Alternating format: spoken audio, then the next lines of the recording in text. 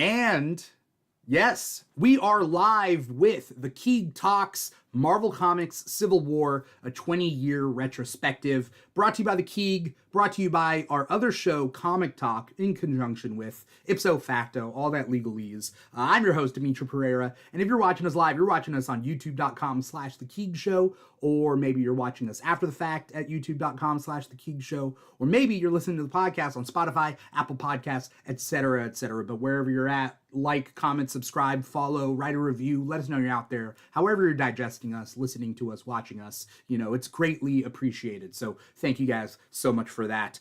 For those of you who don't know, Marvel had a comic book event called Civil War that changed a lot of things, not only in Marvel Comics, but in all sorts of Marvel multimedia, across the comic book industry, etc., etc. And we're here to talk about literally what has happened in the last 20 years of Civil War. We're going to be talking about the actual comic itself. We're going to be talking about all the comics that came out post-Civil War that kind of dealt with the ramifications in universe of that. And then obviously we're going to be talking about its effect on the comic industry and Marvel, DC, movies, TV shows, video games, that sort of thing. So once again, if you are watching us, hop in the chat and, let us know what you think about Marvel's Civil War, about your thoughts on the Superhuman Registration Act, etc., etc. We'll try to get to all of that throughout the course of this oversized episode. We're doing a little bit extra long episode today.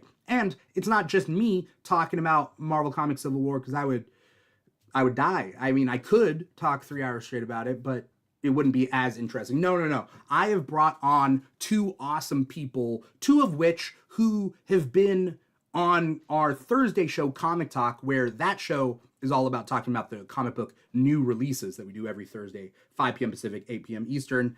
But this show doesn't really fit into that. This show is its own thing, because we're kind of deconstructing, celebrating, reminiscing about Marvel's Civil War. First up, he's currently on Comic Talk and has been for, I think, a couple years now.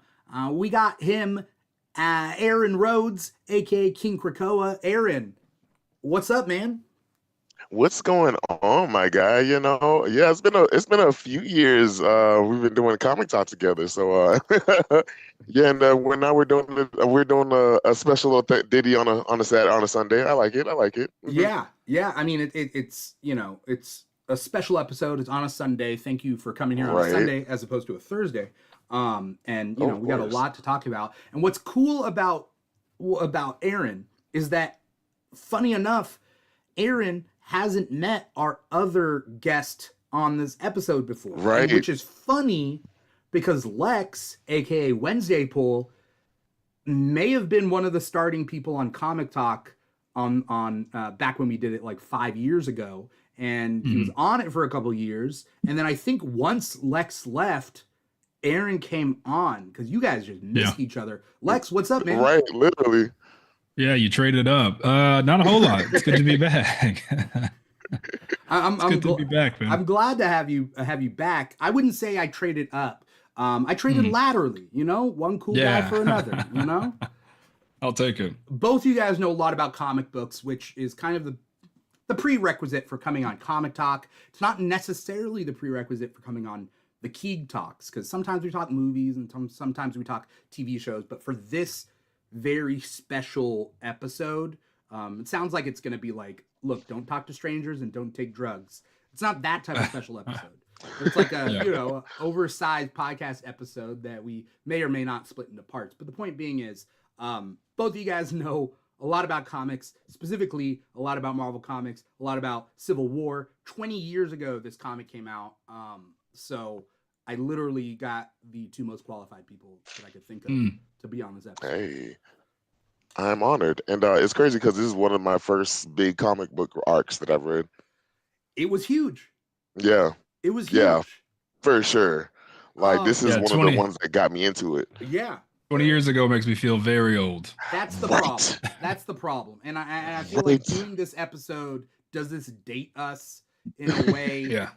Because here's the question. Goats. Lex, you read this back when it came out, right? Yeah, I picked it up. I was picked up off the shelf as it was coming out. Okay. And like same here, same with me. Aaron, did you read this right when it came out, like when it came out back then, or did you read it after the fact? I think I got to it after the fact. I Okay. definitely got to it after the fact because when I first started reading comics, I was a big DC guy. So like I didn't get into like I usually like if I read Marvel, I would only read like the X-Men comics that I usually get from like my cousins or something. And then but it was always this one until I really started like reading it, I think a year or two after it published, after it was done. Okay. So, which is interesting because yeah, I mean, we'll go over the whole timeline of everything, but you got to at least kind of they were in the ramifications of in Right. universe as you went back Yes. and you read it, which I think is really interesting. Um, when it was Yeah. happening was crazy. Like Oh yeah, I would 2006 assume. was because like Aaron, you've been reading DC for a long time, right? Yeah. hmm And like Yeah, when that came out, I was just reading like DC Titans and everything. I mean, it was a good time. It was a good time to be a DC fan hmm back then. I think Yeah, it Yeah. was. we both are It was. Lex too. Yeah. Yeah, Um, huge DC Right. Double four times, guys. fan. and so it's interesting. What I think is interesting about um this comic is for me personally, I think I got into like Marvel comics regularly in about 2005 with Brian Michael Bendis's New Avengers. Of course. Because like what people don't That's a banger. realize, we're gonna rewind the clock. Where was Marvel in like 2005, pre New Avengers? X-Men and Spider-Man were dominating as they Yeah. had been through the 90s, right? This is I forget when did House of M happen? I Mm. think that was after, right? No, because House of No, it was M, before because that's why the X-Men stayed out of it yeah, originally. Facts. Yes, yeah. because the 198, yeah. So House of M was 2005. So I mean, I had been reading X-Men before then, but as far as like Marvel as a whole, you couldn't tell me any of those like as I'm reading Civil War, any of those like minor villains. I did not know. hmm That's where I Yeah. like got introduced to some of them, right? Yeah. And then they die real quick. But I think I got into Avengers in 2005 with New Avengers because before New Avengers, the Avengers were a B-list, C-list team. Like Right. in my Mm. opinion, I don't know if you guys feel that way. hmm No, for sure they were. Like no one was really looking for the Avengers. Like I know that like the Marvel wanted the Avengers to be what Avengers is now is what they planned it to be, but it just didn't go off the way it did until Yeah, like I think until New Avengers and stuff like when they really started to like really switch it up. yeah, Yeah, I was a huge fan of the like early Marvel, like late 90s Marvel. I was very young then. Huge fan of all of them, X-Men, Avengers. I read it as much as I read DC. But in the around the time that we're talking about, I was in high school and well, I it wasn't was gonna less say our I about wasn't gonna say our it was ages. less about You it was know? less about it was less about collecting comic books at the time and more about running around being bad. Yeah, hmm And at the same time, around Bendis's New Avengers, I really started picking up Marvel and just comic books in general, and maybe even Disassembled.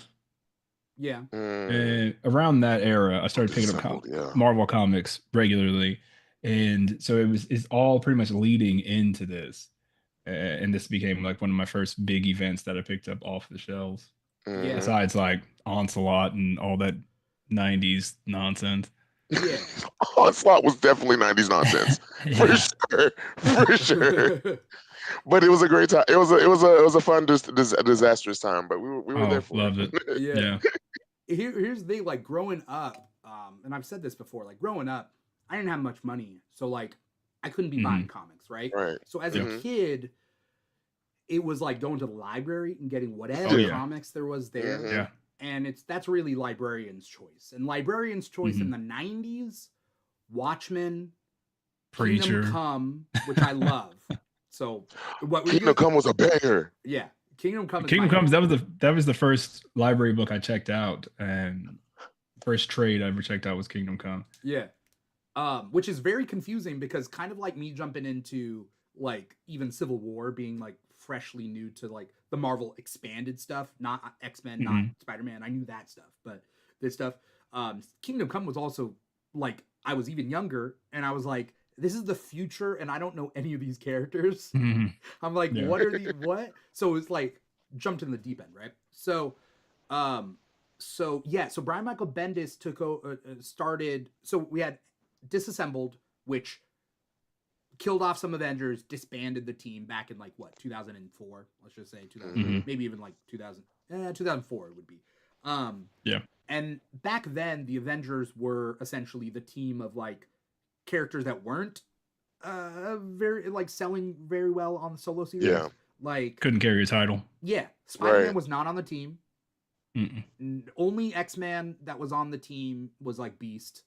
Right, and he's not even the most popular X-Man. He was just there to be like give the Avengers a little bit of street. Right, to be Wonder Man's friend. Yeah, and so when they only Brian became Michael irrelevant Bendis, when they were with each other. Yeah, exactly.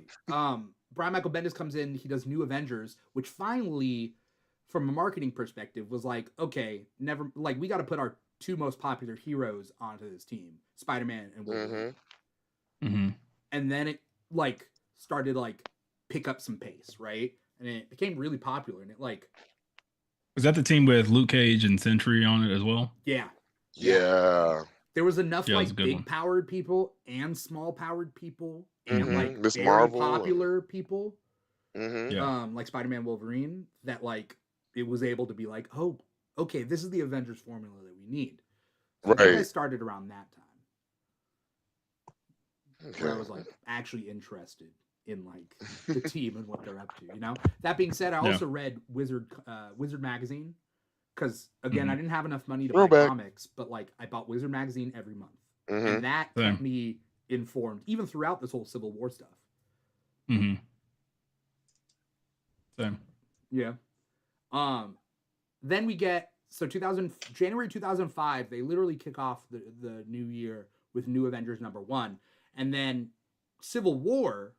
I didn't realize it was so quick. Civil War issue like 1, let's just say, comes out July 2006, which is only a year and a half. So 18 issues of Brian Michael Bendis starting this new status quo of the Avengers, just for him to for Marvel to come in and rip that team in half. Right. And what they like, honestly, this is one of the bigger ones that like, this is back then when like arcs had like stakes and like it was a big ripple throughout the whole Marvel universe. And like you said earlier, the impact that it had like with Marvel comics and like comics in general for real. Yeah. I also think that it could be that Marvel was like, oh, we gotta make things work. Like no matter what, we gotta throw something out there, because leading up to Civil War, you guys remember like the different like Marvel stuff that are leading us into Civil War? Yes, Avengers Disassembled, House of M, and there was another one I'm trying to think of. Hulk gets sent off Earth. World War Hulk, yes, because that trickles into like the after effects of that. Yeah, when he comes back. Yeah. Well, it's Planet Hulk, right? It's Planet Hulk. Yeah, Planet Hulk's before, and then World War Hulk was after. That's what it is. And World War Hulk comes in. Well, we'll get to it, but Hulk is nowhere to be seen in Civil War, and Thor is also nowhere to be seen, quote unquote, right? Right. Yeah. Because where is Thor? He's dead at this time. I thought he was dead. He's dead at this time. Because in Civil War, there's like a big thing that happens with like them cloning him and making Ragnarok. Yeah. Who did it? Reed and Hank. Was it Hank Pym? And like Iron Man gives a thumbs up to it. Right? Yeah, and it's like totes but don't do it, and then we end up like having one of the biggest chasms, and then he kills Giant Man? Goliath. Goliath, yes. I mean, which we'll take it in optics order. were There's a not great lot. on that one, guys. What'd you say? Jeez. The optics were not great on that one. Killing the literal big black character was not. Mhm. The Well, optics were not great for them. not at all. I want to jump into the story, but you actually Yeah. bring up a good point, which is also kind of what I had planned to talk about in this extra, sized episode of, the Keeg Talk Civil War. The historical context at the time, Right. Mhm. which I think is super interesting, at Very least to important. me, because Yeah.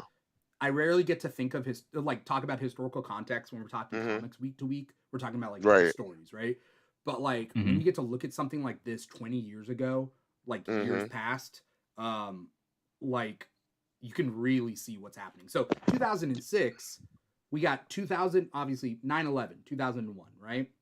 Mhm. And this is Bush era presidency, and we're dealing with a lot of like stuff like Patriot Act, a lot of like very specific instances of like government overreach and that sort of thing. And so Yeah. Right. it's very interesting that Mark Miller, who wrote the Ultimates, where the Ultimate Universe is still going on at this time. It's probably Hmm. post Ultimatum at this point, but like it's still Yeah. going on. And Mark Miller Right. wrote the Ultimates, and the Ultimates was this almost satirical view on American politics post 9/11. Yeah. Like literally right after 9/11. And Mark Miller, Very. he gets to do it again for this in a way, but with like established characters in canon, that sort of thing. And so there's a lot. I went back and I reread Civil War just to obviously for this episode, Hmm. and brushed up on some things. There's a lot going on that it's like, oh yes, that is 2006. Yeah. Yeah. Yeah. Even when you read it, you can tell. I was like, oh yeah, this is definitely of a time. Like you can tell, like this is for sure, Bush administration era type stuff here. Like it because it gives like most of the comics during that time were had a very specific tone, like like a more darker tone, especially like even with DC, like they were because like even like a few years after this, they did like Blackest Night and everything like that as well. So it definitely tells you what time it is, literally. Yeah. I mean, you say Blackest Night, but also in 2004, Identity Crisis at DC Comics comes out. Identity Mm. Crisis. And Identity Crisis Yeah. technically predates Hmm. Civil War, right? Like it's technically Hmm. like DC's Civil War Yeah. in a way.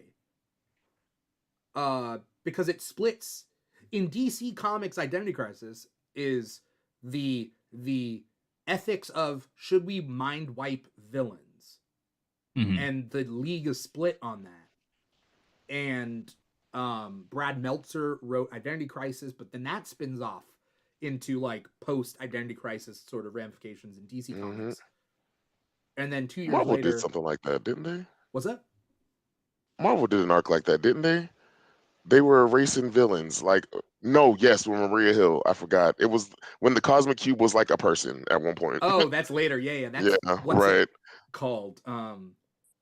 It's like that suburb thing.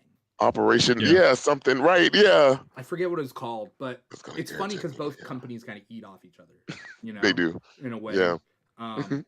But so yeah. So like we're dealing with this sort of loss of innocence in a way that both companies That's can't it. keep running on the idea of like good guys always win, Hmm. Yeah. because like the world is sort of falling apart. Right. Yeah. Good thing Everyone's it's a little not jaded. anymore. Yeah. Right. So And- I don't know if you guys have any thoughts about that before we move into the actual book. I don't know if I'm cutting you off.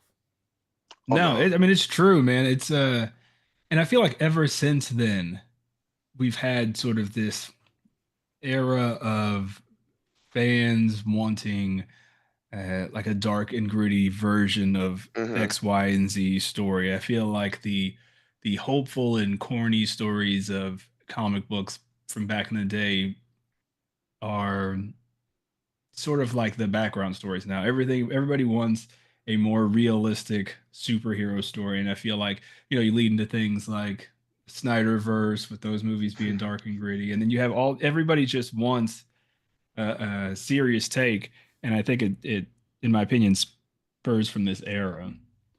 Yeah. For sure. I mean, we I also definitely have agree. Reagan era comics, right? Yeah. Which kind of showcase that. I mean, Yeah. I would say we would have darker comics earlier, but the Comic Code Authority is in effect at that point. Yeah.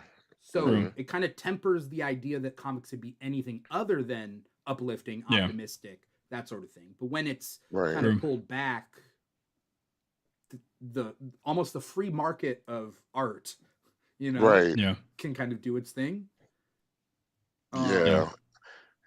And I like what you said, the loss of innocence thing, because that's exactly what it does feel like. It gives that energy of there's something that I see. For me, I like I do like dark and gritty, but for me, I love more sort of the hopefulness Mhm. of it all. And it's just like, and I love every now and then we get moments where we're like, oh no, things have stakes. Like sometimes the Mhm. heroes can't win everything. And this was very much one of those moments where I agreed. Like I was like, Civil War it wasn't even like a heroes can't win anything. It's kind of like sometimes nobody wins, kind of, Yeah. at this one. Yeah. Yeah. Because Civil War specifically it wasn't even really against villains. It was like Yeah, heroes against heroes against that. heroes in the government. So it was like the villains were almost the secondary characters in all of this. Hmm.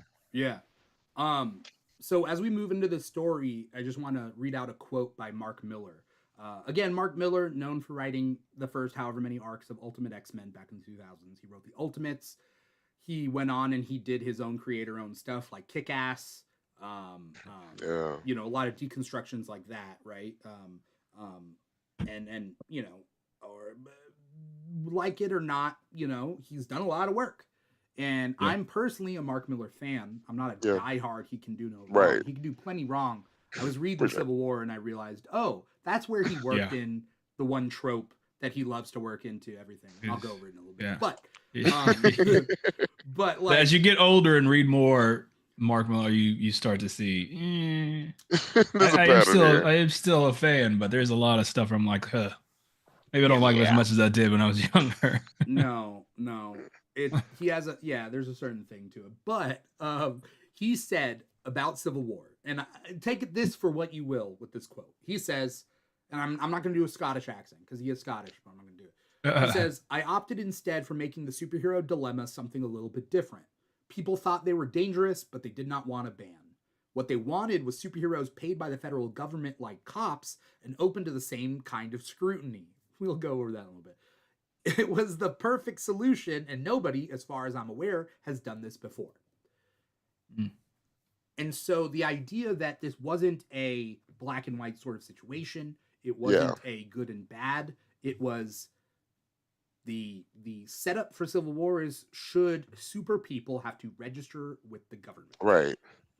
Yeah. There are And things with that happen, yeah. but sure. That's at the very basic level. That's what this is all Right. about. And it was a valid question. Like, I mean, like this is something that, like, everyone's has asked at some point, like, should the government not control these people? And it was something that it didn't feel like it was just something that was a toss away or anything. It's something that really had a ramification, like, Mhm. going forward. Like, it wasn't just like an arc that was, how do I put it, concealed within itself. Like, after this, we're just gonna move on like nothing ever happened. Yeah. Like, And again, it's Tony. not, and it's not like, it's not, what's interesting about this is that, again, it's not villains versus heroes. So they have the question, should they be registered? Mhm. And it's a valid question. I remember being younger thinking like, yeah, they should honestly have Mhm. some sort of person that they answer to. But now I'm Right. older and relatively anti-government. I think no, it's switching sides as Yeah. I get Mhm. older. But it raises a valid question that isn't necessarily like, are these people bad or are these people good? It's more of like, uh, who do they answer to? And Yeah, it's a vast exactly. majority of everyone being a quote unquote hero. And like the process of what's the difference between a hero and a vigilante, and where do you draw that Hmm. line, and who's responsible for drawing that line? So Exactly. it was a pretty valid premise, and I think Yeah. it still is. I mean, Hmm. to the point where, yeah, people are still arguing one way or another. Now, Right. something that people don't realize is the premise for Civil War, the comics, is a different moral premise than the Yeah. Captain America Civil War premise. Hmm. Like, Very there are people Yeah. on one well, side, yeah. like Iron Man on one side, Captain America on the other, or vice versa, right? Like, there Hmm. there are different things. But I think the first intro to this kind of idea was in the first X-Men movie that I watched, right? Back in 2000, yeah, Hmm. 2000, where 2000. the mutant registration act, Nutrition Act. Yeah. they like literally start off the scene in the Senate, like with Hmm. Jean Grey talking to the Senate, talking about how you have a license, like you're given a license to drive, but not to live, and like there's that whole thing, and like Yeah. say what you want about the X-Men movies, but like there are moments in those movies that like Hmm. actually like hit, you know. No, they hit. Mm. But yes, that's the premise of Civil War, the comics, and so I mean that's what we're gonna be tackling at least in this first part of this thing. So let's talk about the incident that kicks off Civil War. Yes. This is how and I got my comic here just in case we need to look up things. But the Stanford incident. Hmm. You guys got thoughts? Probably not, right? You guys don't have thoughts about that, right? I mean, I have a few. Not Yeah, I got a couple.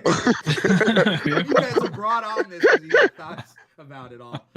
Yeah. I got a few quandaries, you know. It starts I off have with a few. Stamford, Connecticut. I mean, if you guys want to talk about what happened. Ooh, I mean, what is there to say? I mean, this is also during the time where reality television is also very much a thing as well, which we don't really think about a lot until we get to the Stanford incident. But like, there's this literal group of heroes called the New Warriors. They decide they're going to go superhero on reality television, and they decide to go into this place called Stanford, Connecticut, where they fight this hero called, what is his name? Well, it's four villains that Villains. That That's recently it. What is escaped. sorry about they that? Yeah. essentially jump, right? It's four villains that are like holed up in like a suburb, Yeah, and they're hiding in out. civilian clothing, and like the New Warriors are like, we're gonna go in and jump them. Yeah. Right. What's his name? Nitro. Nitrous? You're thinking about Nitro. Nitro. Yeah. That's his name. Yeah. Yes. Again, a lot of these, and when I read them, I didn't know any of these villains because they're not, and I didn't even know the New Didn't know Warriors. none of the heroes. To be Oh honest, man. I didn't even know the I New barely knew any of Warriors. the heroes. I barely knew Namora. Like, Yeah, and it's R.I.P. not even Namora, it's Namorita, which is Namorita. That's so. she's same thing, kind of. I mean, really, technically, same thing. So the rundown of the two teams. We got the New Warriors, which are Speedball, Night Thrasher, Namorita, and Microbe. And then they mentioned Mhm. that there are four villains in there. Speed Freak. Speed Freak, Nitro, Nitro. There's a Cold chick. Heart, I can't remember who that Cold was. Heart, and Cobalt Man. Mm. And Icons, guys. See, I was a huge New Warriors fan when I was a little kid. Were you? Yeah. And a huge Captain Marvel fan. And Nitro was the Oh, guy so that this- killed Captain Marvel. Well, I thought And- Captain Marvel died because of cancer. Yeah, because of the fumes that Mhm. he got, that he inhaled from Nitro exploding. He's a Captain Marvel villain. Oh, yeah. Okay. Ah, okay. So for me, reading this and even rereading it, I could definitely tell that Mark Millar just opened up the Marvel comic character toy box and just like, well, we haven't used these characters in 15 Those are the years. We kids. haven't used these characters. And then they just like put them in this event because I don't remember, and it's been years since I read the New Warriors before this, but I don't remember them being in a TV show. But they established it in universe that they had been doing this for a while. They're like working Mhm. on season 2. And a lot of these characters, I would say they feel out of character, but again, I don't know where they were in that around 2005. So maybe how they were, but it just definitely felt like he was like, I don't know anything about the New Warriors. They look like superheroes. They look like they would be on reality TV. Let's pluck them in here. I need a character that explodes. Nitro explodes. Let's put him in there, and then This you have works. the catalyst for this event, and it worked. It was Yeah. random to see, you know, some characters because you have Night Thrasher in there who is technically a genius, Yeah. and he just looks kind of silly in Right. this. All of them relatively look silly. Like, yeah, Yeah. I don't think anyone's given like a serious kind of like. I was it like Namorita and Speedball kind of had like an air of seriousness to them, but even then it Mhm. was just enough. But Yeah, it do was you still want to? very reality TV. Yeah, very, very exactly. Yeah. But do you want to say what happens on this? Well, yeah, I just wanted to I won't talk do it to justice. mention that like in 2006, even though we had reality TV back then, which was running rampant, it's so different than the way it is now, but Real also the world. same, right? Like Yeah. it's more in the vein of like a MTV VH1 run around Yeah. with a camera antics Yeah. sort of It was reality real show world meets Yeah. cops, kind of. slash Yeah, with a little bit of jackass mixed in. jackass pranked, you know? Yeah. Like remember pranked? Or no, Yeah. Oh not my pranked, God, punked. right? Pumped. Punked. That's what I'm talking Oh, about. Yeah, punked. throwback. Oh, Ashton. You know, like prank shows like that. It's a little bit different and less structured back then than it is Hmm. Yeah. now, almost. But like I'm trying to look. There was a series in 2005, New Warriors Volume 3. But it's funny because the wiki doesn't say anything about that run of that series other than Civil War, which Hmm. Mm. is interesting. But they do mention in this Civil War comic that Nova just left the team. So, Mhm. and that's because After the Nova first season. Nova goes off to outer space to fight in Annihilation. That's Mm. happening at the same time. So a lot of those Mm. space characters are off Earth, right? Yeah. And so that's kind of what leads us into this. So yeah, also wanted to mention that a critique of this event, the Civil War as a comic, is that some characters are written out of character. Mm. I Yeah. think that's just par for the course of one writer for a For sure. universe-wide event. Hmm. Yeah, you can't go into depth on every character. You just run out of Exactly. room. Yeah, like there's only a couple of writers who I think could write any character in a Yeah. universe, but like normally writers just know the characters that they've worked on before, or Exactly. maybe reading in their free time. Right. So yeah, the New Warriors are kind of bumped up that they're amateur, like, but like they've Mhm. been fighting crime for so many years, Yeah. but they're essentially Years. amateurs, and they're like the scapegoat to this whole Hmm. like Yeah. thing. So, yeah, I mean, Aaron, did you wanna say what happens? Oh no, I won't do it justice, Okay. dude. You're gonna go ahead because it hurts my heart every time. So the New Warriors are like okay, we're outside the house and they got a camera crew. Again, it's very sloppy, it's very punked, it's very whatever. Cops, you're right. Lex. So but they first see Coldheart taking out the trash, and she sees them and she runs in and she's like, there's superheroes out there. And like suddenly like they bust into the house, they're fighting different people. Nitro gets away. Namorita flies into him, hits him into a school bus, and then Nitro's like, all right then. And Nitro blows up. Yeah. And the school bus, right next to a school, A whole school. a playground, a Yeah. school. Everybody dies, essentially. Yeah, like 600 plus people. Yeah. Mhm. And then some people are, I mean, a lot are injured. Some people managed to, like, where they were, like, under rubble. They were, they survived. But, I mean, literally, I don't know if Marvel has ever done something like this before. Yeah. Like, before this point where essentially you see a bunch of kids Children? get vaporized. Yeah. Mm. Right. I don't think it was ever like maybe like a few like or maybe one child, maybe two, but like Mm. not a whole school. Yeah. This one was a real heavy one. Like and it had it had stakes to it. And this was one of those things where like it couldn't be swept under the rug. Someone had to do something about it, and I kind of love that I hate it, but this is kind of the way that they did it. This is the cold open for the whole event, and it Yeah. just kicks off Yeah. everything. And it's Cold open interesting because indeed. a couple years earlier in 2001, Marvel released the September 11th one shot of it was a Spider-Man one shot, and Yeah.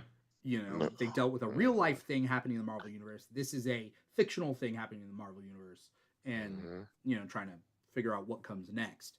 Um, I mean, we're still just on issue 1, but essentially the heroes come in to kind of clean up the rubble, find survivors, that sort of thing. And the heroes get to talk about, Yeah. this isn't, not only is this a tragedy, but also what happens next. Yeah. It's so weird because you know, from the outside looking in, if you're not like a huge comic book fan and don't know the history of like Captain America sort of being a rebel, you would assume that Captain America would be on the pro side, You right? would think so, right? Yeah. And so it's pretty. I really appreciate that he went the opposite because it's almost out of character for Iron Man to be on the pro side. Yeah. Given his history of so just too. being a playboy. And so it's really interesting that he kind of forced them in. And again, Captain America throughout history has rebelled against this sort of thing. So it's not actually out of character for him.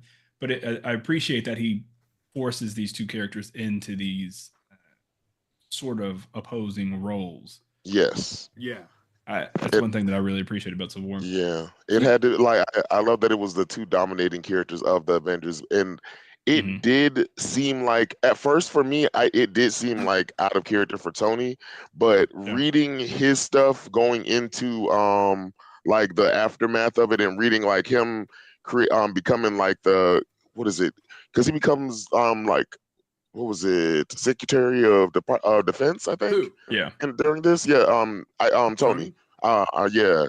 And like, and I think this was like one of those moments where like you see the event actually changes the character as it goes along. And like that's the one thing I did like about it. You see the trauma response in certain characters and certain ways we do it, and especially with like Captain America, like you said, you would not expect him to take this stance on this, but and like because I mean, especially being someone who's already an outed hero, and everybody already knows your name, and taking the stance of being like, no, you should have the right to choose if you want to do this. I thought that was a very smart choice. Yeah, because I mean, in the beginning, they're just saying that look, this is the straw that breaks the camel's back. So I mean, we have a couple of heroes. I wish we had like 15 hours. We can go panel by panel. I think this. Yeah. I do think this book is better when you go panel by panel because I think when you like kind of gloss over it a little bit, you get the broad strokes. But there's very specific things that happen that I think are interesting. So like at this time, there are only 185 mutants. Was that the 95, 98. 198. So 198 mutants at the time. So mutants are anyways on their back foot after the events of House endangered. They literally are endangered species. And so, but like we got 3 mutants helping out with Stanford. We got Wolverine, we got Cyclops, and we have Marvel Girl, which is Rachel Summers. Jean Grey is dead at this time, right? Hulk is off planet. Thor is dead. Hawkeye is dead. Hawkeye is dead. Oh, fuck, I forgot about that. Which but they're cleaning up the debris. A lot of like people are there. Oh, and Carol Danvers is not Captain Marvel, right? Miss Marvel. She is Miss Marvel at this point.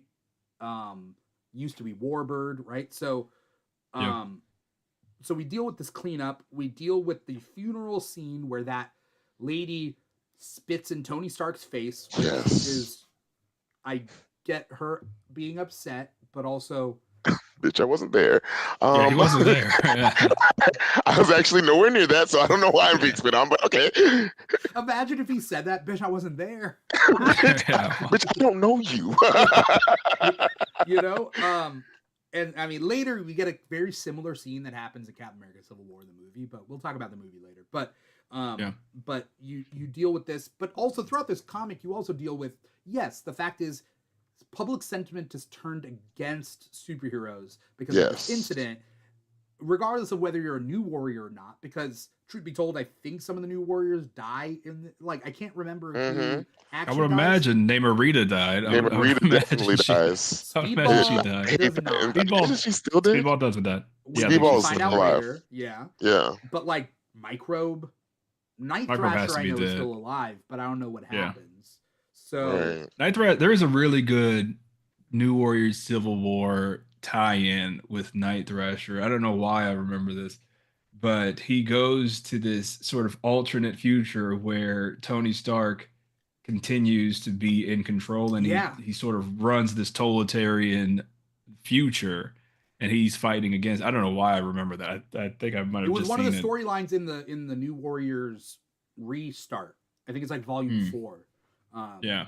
And that might be the one where they bring in a lot of mutants that have depowered themselves. Isn't that run? Yeah. So like, Yeah. but they give Yeah, them Jubilee's in tech. it. Yeah. Beak is there. Angel, Yeah. Salvatore Oh is yeah. there. Oh, Angel. You know, so interesting what happens after. But Hmm. what's funny about this, and this is the first issue, essentially, Shield isn't run by Nick Fury; it's run by Maria Hill. Captain America Yeah. is working with Shield, but then even before the Superhuman Registration Act passes, Maria Hill is like, "Are you gonna help out, like rounding up your friends?" And he's like, "What?" Yeah. Like for Yeah, some, he's like, no, dog. and then they're like, "Well, all right, we're gonna take you into custody," which I think is really Is this- interesting. It's before the act passes. Yeah, is this that? Because I was telling Dimitri before we started that I started reading through issue 1, and I'm like, I'm not reading this whole thing again because I remember it. But is this the scene where he jumps out of the window and lands on the plane? Oh my Yeah. god, such a great scene. It's such a great scene. The art, Steve McNiven. This art Did is his insane. thing on that. Yeah. Oh my god, this book is It's insane. art-wise. amazing. That being Yes. said, Steve McNiven's wanna pull it art up on is Hoopla real quick. amazing, but also the reason why this series was delayed, like certain issues were delayed, which pushed I remember out that. other tie-in comics and delayed And there were those so tie-in many. comics. And can we talk about that? What? Like so how many. this is one of the few arcs that the tie-ins were actually just as great and also just as important as the regular story is going on. Yeah. Like the tie-ins were bangers. Like I was reading Yeah. Thunderbolts. Like what? Like I was Yeah, sitting Thunderbolts there was one of the reading. best ones. Yeah, Thunderbolts, I got into Yes. Thunderbolts. It was Right? crazy. yeah, Thunderbolts was good. Like the Thunderbolts, what was it? I read the Runaways because of that. Like it was like the Yeah. things that came out of that it bear fruit. I will say they ate on Yeah. this one. This is a good one. Runaways had a crossover with Young Avengers. Yes, the Young Avengers, because Which I was was very the much first reading. crossover between those two teams. Yeah. Which Yeah. was interesting, and it tied in with Civil War. But like, yeah, in these 7 issues that Mark Miller wrote, it's hard to get a sense of like why were these characters doing what they're doing, and then but the side stories, the tie-in Yes. comics were written by Yeah, with other people. writers. Right. Like what's going on with explained a little Fantastic bit. Four through this whole thing? Like, Yeah. One of my Well, favorite it's- tie-ins. It's funny that you mentioned the Fantastic Four because I think I pulled it up on Hoopla. Shout out to Hoopla. If Hey. before Cap and Maria Hill have that conversation about like, are you going to round up your friends? yeah, We have another sort of mini catalyst to start off this Civil War thing with Yes. Johnny Storm catching a beat down. Yeah. I think that happens right before Mhm. he gets the Yeah. bottle smashed over his head, and they're kind of like, well, we have to obviously this is going to keep happening if we don't Right. figure out something. for public And I sentiment, thought- right? Yeah, I thought that was really cool too because obviously Yeah. like everybody's going to be scared now. So it's for the safety of the heroes and for sort of the comfort and security of regular people. Right. I like the idea that like because first Tony Stark gets spit on, then Johnny Storm gets like hit in the head with a bottle and like beaten Mhm. to a coma. And I can Yes. imagine Tony Stark being like, look, it's atrocious out there. Some of us have been attacked. and it's Right. Talking about despicable." himself. And they're like, oh, you mean, oh yeah, you heard about Johnny getting beaten in a coma. He's like, no, I got spat on. Are you talking about this random chick is just spat on me because of her random kid? I don't know what's going on. We are getting assaulted. Just pay for the funeral. What is going on? He's like, it's wild out there. It's a jungle. People getting spit on, and Johnny Right. Storm is in the Oh, costume, Johnny- in the hospital. Beep, beep, beep.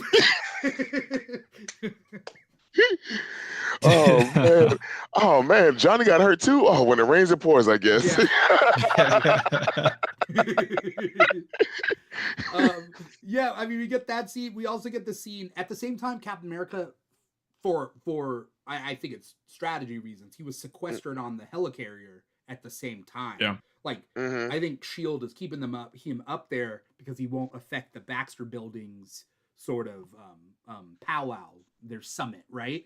Like, because in the Baxter Building, it mentions that 23 heroes are the Baxter Building, and it's all the main heroes talking about the idea of a Superhuman Registration Act. Right. And there a couple of young Avengers are there, and I mean, all the main heroes and like Nighthawk is there or whatever that guy's for name some is. reason. Why is he there? It seems like I feel like they were setting him up to die, but they didn't. Yeah, that's what it feels like. Anytime it's another one of those Mark on, Millar just like picking out characters like, just in case I need to kill somebody, I'm gonna put this guy in. He looks like a superhero. Like Nighthawk looks like a traditional superhero. Yeah. Well, he's like black, Batman, but more it's colorful. Not the black Kyle. Oh, it's not the black one? Okay. It's like the blue and gold with red. Oh, I forgot. It's the white guy under the mask. Okay. It's a different Nighthawk, but yeah. Every time a Nighthawk comes on the scene, they always put them in the scene as if they're more important than they are. Like as if they've just been this great superhero all the time. And I'm like, y'all, I promise you, we just found out about him like 5 minutes ago. It's almost like a Star Trek red shirt thing. Like you can almost guarantee like that guy is gonna get killed in the next page. For sure. I mean, we see that with the villains. If they're villains that really don't know that much about, like, Goldbug or whatever, whoever gets killed later on, it's like, who the hell is that? The Jester. Yeah. Oh God. Yeah.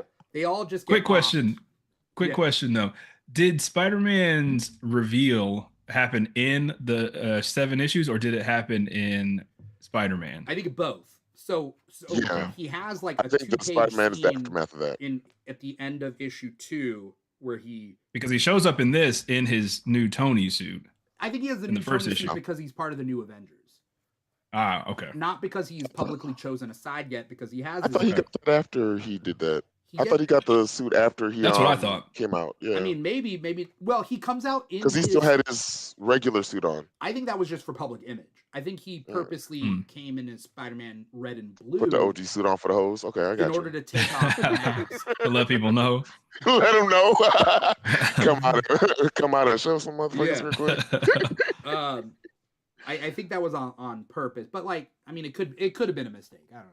But like, so we get this. We get Captain America like flying off on a jet, and then it cuts to the Watcher looking all sad because I was talking about this recently. Like, the Watcher doesn't show up all the time. The Watcher only shows up at moments of big historical significance. Yeah. And so to do nothing because he just walks and like that's his thing, Yeah. He's a warrior. What do you like, man? Yeah. It's almost like him showing up is almost like, all right, we should probably take, like you said, note of this. This is going to stem out into something. As soon as I saw him in this, as soon as I saw him in there, right? As soon as I saw him up there, oh God damn it! Yeah. Everybody get ready. Some shit's about to go down. Yeah. And then I mean, this issue ends with we cut to the White House where we can see Bush. There is like George W. Bush is the president in this. Yeah, that's when our presidents on the comic were still our presidents for real. Yeah. Yeah, right. In the comment or in the cabinet though, it still seems like the cabinet is split between like who, because like one of the guys in the cabinet, it might be Donald Rumsfeld if I'm looking at it correctly. He's talking about how cool Captain America is that he landed the jet on a football field and took the pilot out for a hamburger and fries. Which that's pretty cool. Yeah, that's nice of him, Baller. But then you get this ominous shot of Tony, Hank Pym, and Reed being like, you push ahead with registration, we'll take care of Captain America, which is like, you little shits. It almost feels out of character, but it's not, right? So I think we're starting to see the lines being drawn. I think on pro registration side at this point, we can see it's obviously Iron Man, Reed, and Hank. No surprise, they're generally terrible in most instances. I'm pretty sure. I don't know if we know that Miss Marvel is pro registration yet, but I We think it's don't safe to know just assume. yet. Yeah, I think it's Right. safe to assume. And then we have Captain America, and he hasn't reached the other ones yet, as far as like Luke Cage and the other street level heroes. So Mhm. we could start to see the lines being drawn, especially with Cap leaving that way, Yeah, and then these three goons being on the last page. yeah. And then I Especially mean, Hank in his yellow jacket suit, because that's when he is his most terrible. Is when he's yellow jacket. Yes, very So it's true. like that's a red flag if I've ever seen one. It's like, oh, Exactly. yellow jackets here, we might be on the wrong side. I feel Uh, bad, but also I'm Yeah, okay with it. But yeah, I for feel sure. bad that Hank Pym gets so much flack for everything. Sometimes though, right? But I like love Hank Pym. I like him, but I I like him only too. Sometimes. I don't know how you Yeah. guys feel, but like I like team comics because characters can be different from one another in a team comic, Yes. Mhm. but in a Yeah. solo comic, a character has to be the biggest and the best in their Right. own comic.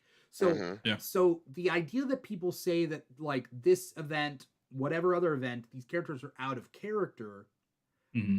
I am fine with it because what you're doing is you're creating foils and showing like Yes. contrast Yeah. between characters. Like Yeah, the duality. Yeah. who is the dumb superhero? Who is the most immature superhero? Who Right. is Yeah. the superhero most likely to bend a knee for the current administration? Like they Right. Yeah. might not do that in their solo comic because they have to like be the number one in their solo comic. But like, Hmm. what Yeah. are the differences truly between these characters, emotionally, Right. personality wise, like their morals? Like they can't all be the Yeah. same. And you Right. also have to factor Exactly. in that this is a nuanced situation. Also, what a character might do on his Right. own is different in the context of like this isn't the government against me specifically. It's the government wrangling in my peers, and so Right. the All of decision us. might be different depending on Yes. this nuanced situation. Yeah, Yes, exactly. Like it's one of those things where like this is a big event that's going to impact and change how people think some certain ways. Mhm. And I'm okay with a character acting out of character as long as you show how they got to that point. Like, you know what I mean? Like it's like I keep going back to Tony. Like Tony was one of the because I never that was one of the first Iron Man comics I read actually. That's Mhm. the tie into it. But like seeing his thought process of going in like, some things need to change for us to, so we do need to be held responsible in some kind of effect and see how how he shifts to Playboy to Secretary of Defense and being mostly serious throughout that whole arc and like being like the police and kind of not the Uncle Tom of his friends, but kind of.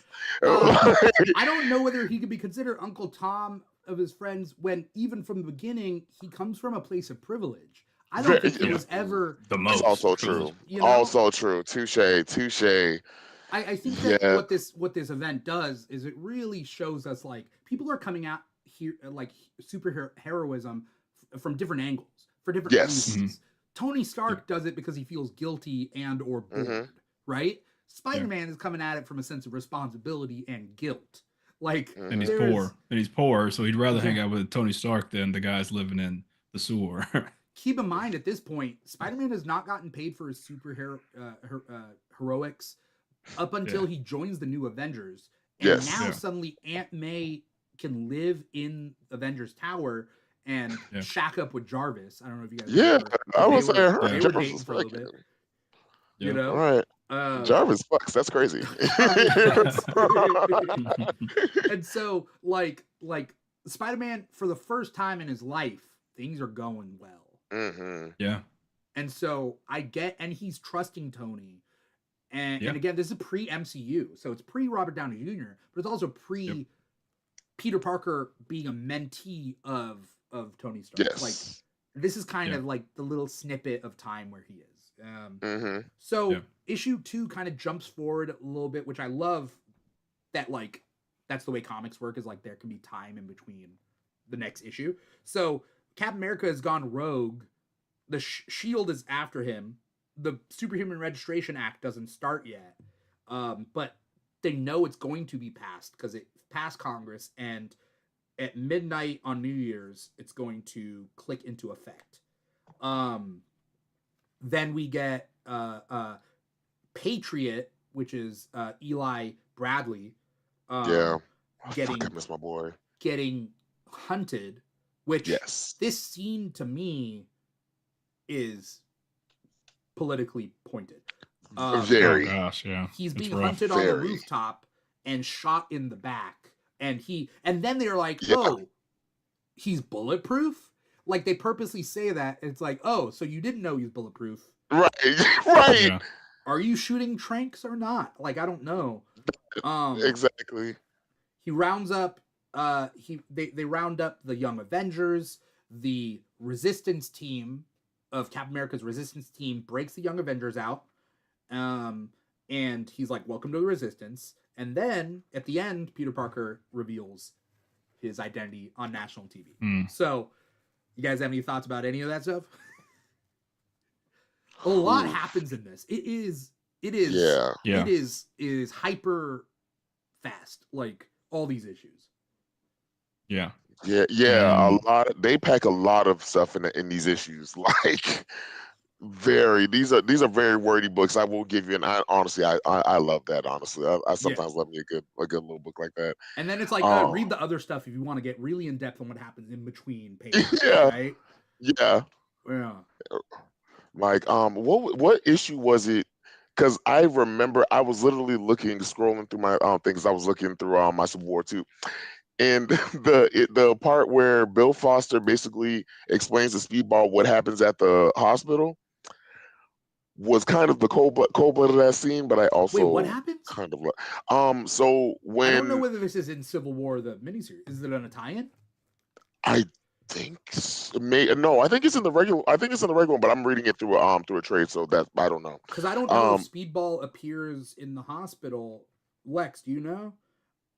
Before Bill Foster dies. Yeah, it's definitely before he dies. Well, it has but to, like but yeah. he right, like but he explains to him what happened about the he basically tells him, well, number one, he's like, Speedball wakes up in the hospital. He's like, what happened? He's like, well, first thing, all your teammates are dead except for you. You are the only one who's alive. And his literal thing, he said, the second you killed, or you and your friends killed over 612 people, 60 of them that were children, and then he basically explains that his body was basically transformed in like, because of he took on the brunt of the blast of the energy of the bomb, and then his like, so now he's like in constant pain. Yeah, it was a real like fucked up scene. Like he was just like, yeah, well, number one, you're a murderer. Number two, you're going to be in pain for it, but and just walks off. And I'm like, okay, that is just cold-blooded. Cold-blooded. I think that's in a tie-in comic. Okay. I mean, valid. There's so many tie-in comics and so much like extra scenes where it's like, to get a full grasp of Civil War, like you gotta read that extra stuff. But I think it's interesting. Yeah, that's when they completely rewrite Speedball. And was that in Frontline? And so it might have been Frontline. I mean, I think that might have been it. I think that's what I'm thinking about. But I think what happens is his kinetic, the balls, the energy protect him, but bounce him. So he bounces. Like, I think they mentioned there, we found you 1,000 miles away, and and then he's like used up his power, essentially. Yeah.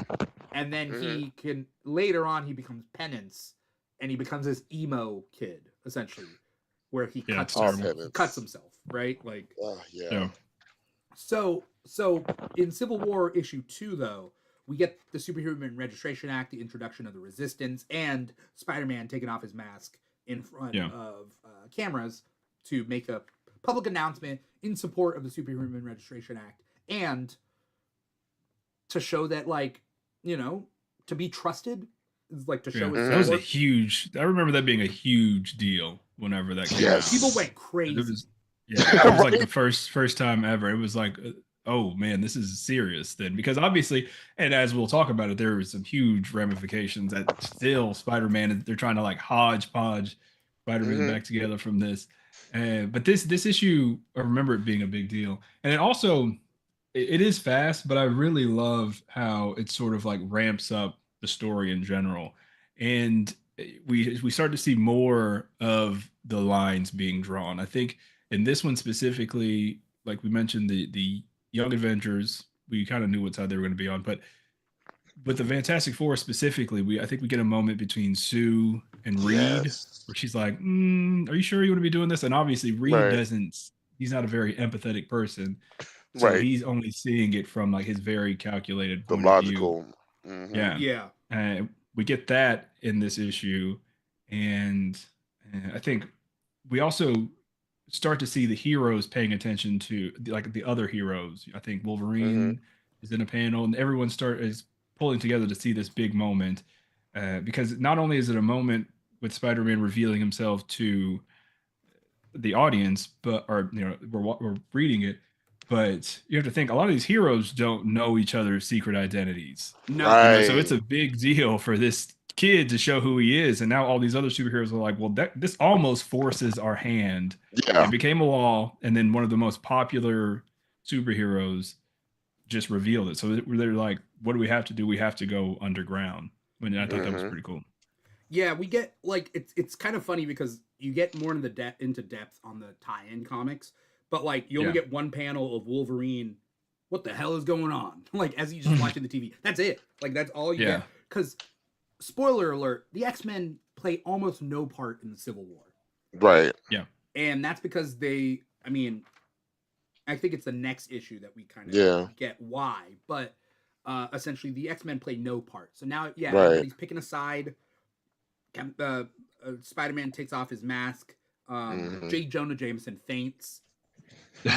And the pro side heroes are almost romanticized in the media as like Yes. classic heroes. Yes. The media is portraying them as like high-fiving each other and they're doing this thing. Hmm. And then the anti-registration side are like underground, undercover, not even wearing, I think Daredevil's in a suit, but the rest of them aren't Hmm. even wearing like superhero suits. Well, they're Right. not So because they were in disguise. So as the Young yeah. Avengers get locked up, they go into the van, Yeah. Oh yeah. and it Yeah. turns out Falcon is in the back and Captain America is in the Mhm. front Is in disguise driving.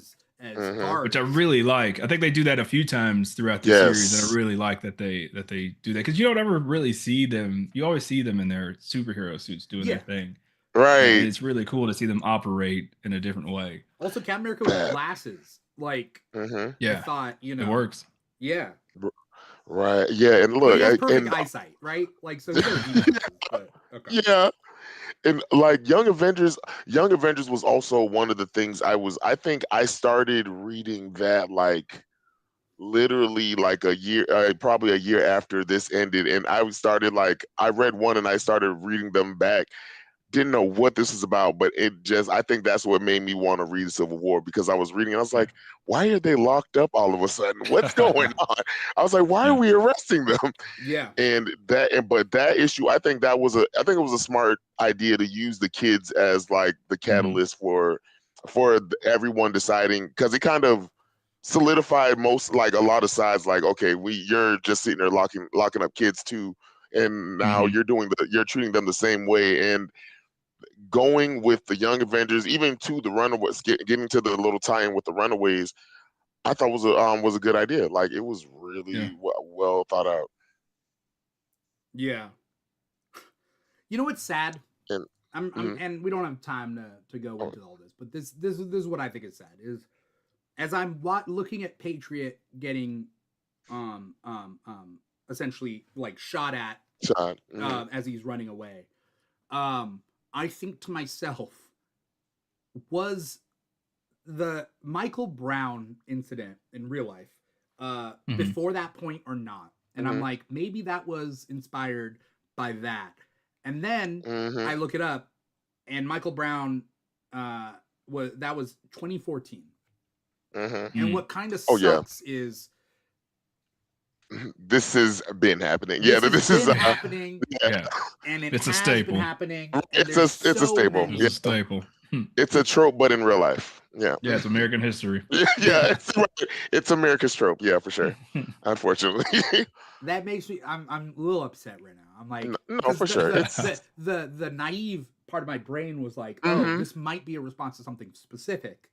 And it's like, Yeah. nah, this is just a regular No, right. Yeah. It had to be a powerful scene. And honestly, I thought it was I hate to say it was a smart, but it was to make it him, it made it more impactful for me, honestly. Yeah, it was definitely intentional. Yeah, exactly. I was like, yeah, this wasn't like something that they did accidentally. They definitely did it intentionally. Shooting Yeah, the only few black black characters and the only black kid character in the back. Yeah, I thought it was very, very. You're right. Yeah, because why did it escalate? So like the law just passed. Why did it escalate from like, hey, you guys get to turn yourselves in to like, no, we're gonna take this guy out On site. Yeah, Right. like what happened to just giving them a chance to sign up? 24 You know? hours later. Yeah. What it says to set it up: unregistered minor tries to foil a robbery in costume. Air Command, or identified as codename Patriot, currently in pursuit. They say permission to use tranquilizers and minimum force. And then So it's like this guy was stopping a crime. We're going to hunt him down. Right. I mean, that's essentially what the Superhuman Registration Act is. Yeah, right? for sure. Yeah. Like, And that's what we're saying. Like this is like really forcing to ramp up the schism Yeah. between like the anti-registration and pro-registration. Because like Mhm. you know, like Aaron said, now you're hunting these minors down right. with Right. extreme force. It just Also- happened Right. 24 hours ago. It's interesting because they are saying you have to register so we have like documentation on you, but they already have documentation on him. Like Yeah. they How'd you know know he was? that It has documentation. they've scanned Like- him. They know he's Patriot Yeah. from the Young Avengers. Do you need him to take off his mask and like sign a form? No, you Thank know you. him. So Thank you. what That's the Cap. hell? And That's then- what Cap is. That's what Cap is basically saying. Right. And then literally the thing that the main reason he does it, it ends up happening. Like there's like the reason they don't want registration is because somebody can or one day will get in touch, those names of those people, of the Yeah. heroes, and someone will try to go for their families. And Yeah. what ended up happening? Like Yeah. literally. And that's what's such a big deal about Peter Parker coming out and like taking off his mask, because that has always been his thing. It's always been like, Creed. that's why I'm wearing the mask, is because the people that I Yes. love, I don't want them to get hurt. And so it's like a big deal, and that he takes off the mask and he's the one to sort of lead the charge. on Right. this. But here's the thing. I think it's because for the first time in his life, he is happy. He and feels, he feels is safe. And secure. safe and Yeah. settled. Yeah. And it was like, oh no, you're wrong, dude. You made all the wrong Yeah. mistakes because you got cocky. You thought you Right. Yeah. you thought you could be, and sadly, like Spider-Man won't be Iron Man or Captain America. He can't like, have it all. like he just can't. Like, but that's Yeah. because like they have their own problems. Like they can't keep down a relationship either. Iron Man, or Yeah. Yeah, Captain for America. sure. Like Spider-Man wants to have his Aunt May, wants to have Mary Jane, and like you can't have that if you're on the level of Iron Man and Captain America, and you find out that Yeah. like, yeah, that's true. And it's also part of the billionaire trope of reality is Iron Man is making these promises to Spider-Man. Like it's better off if you're over here. It's better off. He's selling him this dream, as Mhm. people in his position tend to do in real life. Right. He's selling this dream of like, you should do this, even though Tony Stark can't relate to Peter Parker in any way. He's telling him that, even though you're poor and you struggle and you have to take care of your aunt and all this stuff, like you should do it this way because this is Well, he's obviously the white. right way. Look at me. Yeah, well, yeah, that's true. He does have the benefit of that. That's true. They have one thing in That's true. common. Yeah, one major thing. I definitely I think it's that idea, and it's in real life too, where it's like, look, I did it this way, you can do it this way. And it's like, Yeah. like people Pick live yourself up different from your lives. bootstraps. Yeah, with different access to Yeah. things, and it like Peter Parker's life is different than Tony Stark's. Yeah. And this Yeah, idea that you're completely pushing different. a one size fits all sort of like, this is the way we should all go about things. Yeah. Yeah. It's not going to work, right? Right. As a billionaire Exactly. that doesn't worry about anything ever. And let's be honest, Right. doesn't love anyone. At this point Okay. in Tony Yeah, Stark's exactly. life, Oh, yeah. I think he's lost everybody. I think like Happy Yeah. Happy Hogan's probably dead. I think he's dead at this point. Right. I don't know if Happy's dead, but Happy's like, Happy is a dead by the butler. time Invincible Iron Man starts up, and that's right after. is he? this. Oh, The only reason I say that is because he had somebody, and I read the Civil War Unmasked that just came out, and there was somebody that after he leaves talking to Emma, there's somebody that opens the door and they have like sort of a back and forth that I assumed was Happy. I don't know who it would be if it I wasn't. forgot who that was. I mean, maybe he's. I'm gonna look this up. If Happy dies off screen or off page, it sucks. No, you're right. Happy is alive in the Civil War storyline, and he's like married to Pepper, right? Yeah. And then Spy Master tries to attack Tony after Civil War during Invincible Iron Man 13 during Civil War. Yeah, I remember that now. Happy is left in a coma and then eventually dies. And this is all during Civil War. Yeah. Okay. Weird. So yeah, like Tony doesn't really have anyone. Again, and then Happy Hogan dies because he has a public identity, right? Like, yeah, you know. So yeah, I mean, Peter Parker coming out was the dumbest thing. Yeah, because it was the dumbest literally thing he's still healing from this nowadays in 2026 comics. Like, yeah, it was almost like shock value. I mean, right. Like Mark Millar is known for it's almost like his Marvel version of shock value. And was this before or after he lost his whole like future with Mary Jane? No, this is before because that was because yeah. That was a result of this. Oh, yep. All this stuff comes out after. That's the thing. His life just significantly gets worse after this. Way worse. He thought he was a hero for the he thought this was like his life goals. His reflection moment where he realizes that is one of my favorite moments of Civil War, when he like flips sides, or he realizes like, oh, we're bad guys. This was a mistake, right? Yeah, that's one of my favorite moments of the series. Was it in I think the payoff, or was it in one of the tie-ins? I can't remember if it was in. I think it was in his own book. He like webs up Iron Man in the alleyway, and I remember that it was really, really good. So I mean, I don't know if it was worth the payoff for that, but like I said, they're still struggling to like hodgepodge his life through various retcons because of this one specific thing. Kind of though. It's rough. Yeah, when you think of where his life went wrong, this that's it. This definitely falls right here. It definitely falls right there. Because you could argue that it was like maybe they thought he was getting stagnant, and so they tried to like switch it up, I guess. Yeah. They don't want him to be married, so I mean, I guess they were using this as the opportunity to break it up. I just think it was a series of terrible decisions. Yeah, I'm gonna be honest. Yeah, I like a lot of the ramifications that come out of Civil War. Not all. There's so many good stories that came out of this. Yeah, and it was a much more cohesive universe. But it is definitely Marvel being like, we got to figure out like, because imagine this: 2006, I think, is when Spider-Man 3 came out. When did Spider-Man 3 come out? 2006, right? 2007.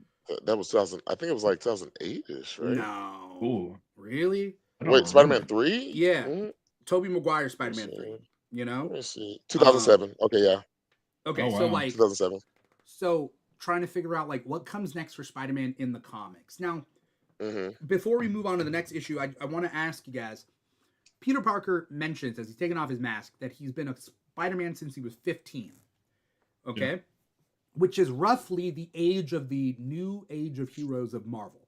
Okay? And in my head, I like to keep track of certain things. How old do you think he is in this book? AKA the length of time that this age of heroes has been around. I give it minus 15. I want to say 23. I don't know why, but 23 comes to mind. So then it'd be like 8 years since Captain America was unfrozen from ice. 8 years of all these Marvel events.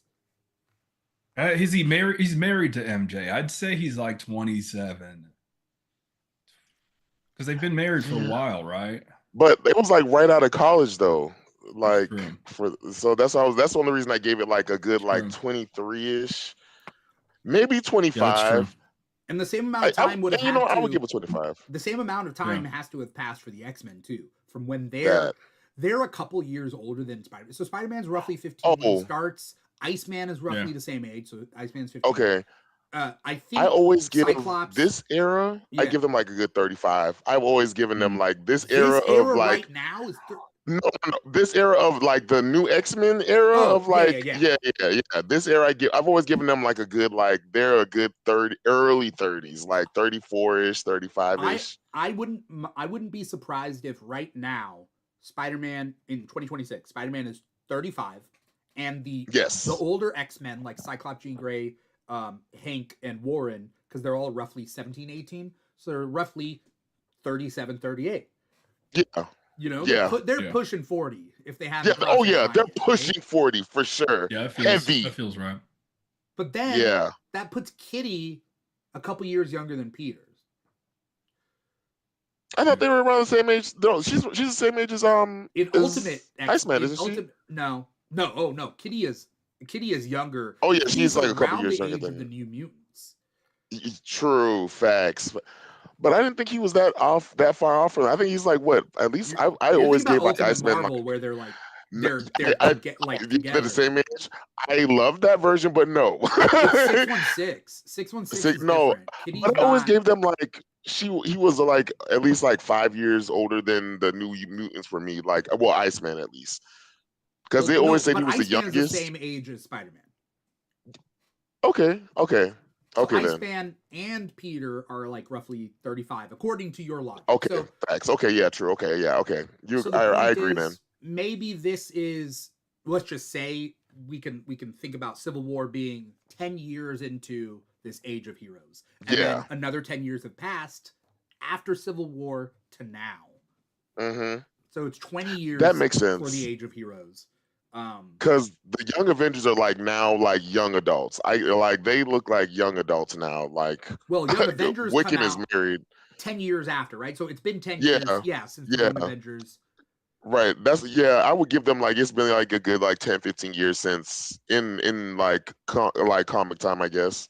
I would say 10 years. Yeah, like Yeah. in like mid, Because they were kids when this started, and like Yeah. even like Molly is like Molly from the Runaways is like an older like teenager now. that's right. It had to have been 10 years since then. Mhm. Anyway, yeah, it gets confusing, but okay, sure. Right? Look You at us know? doing comic math. So, like, yeah, comic math, especially Marvel sliding timeline math is tough. Right. It's erratic. But I You're would not- say, okay, I There's no get- true winners to that. this has been around 10 years after, and then another, Yeah. you know, it's about halfway, right?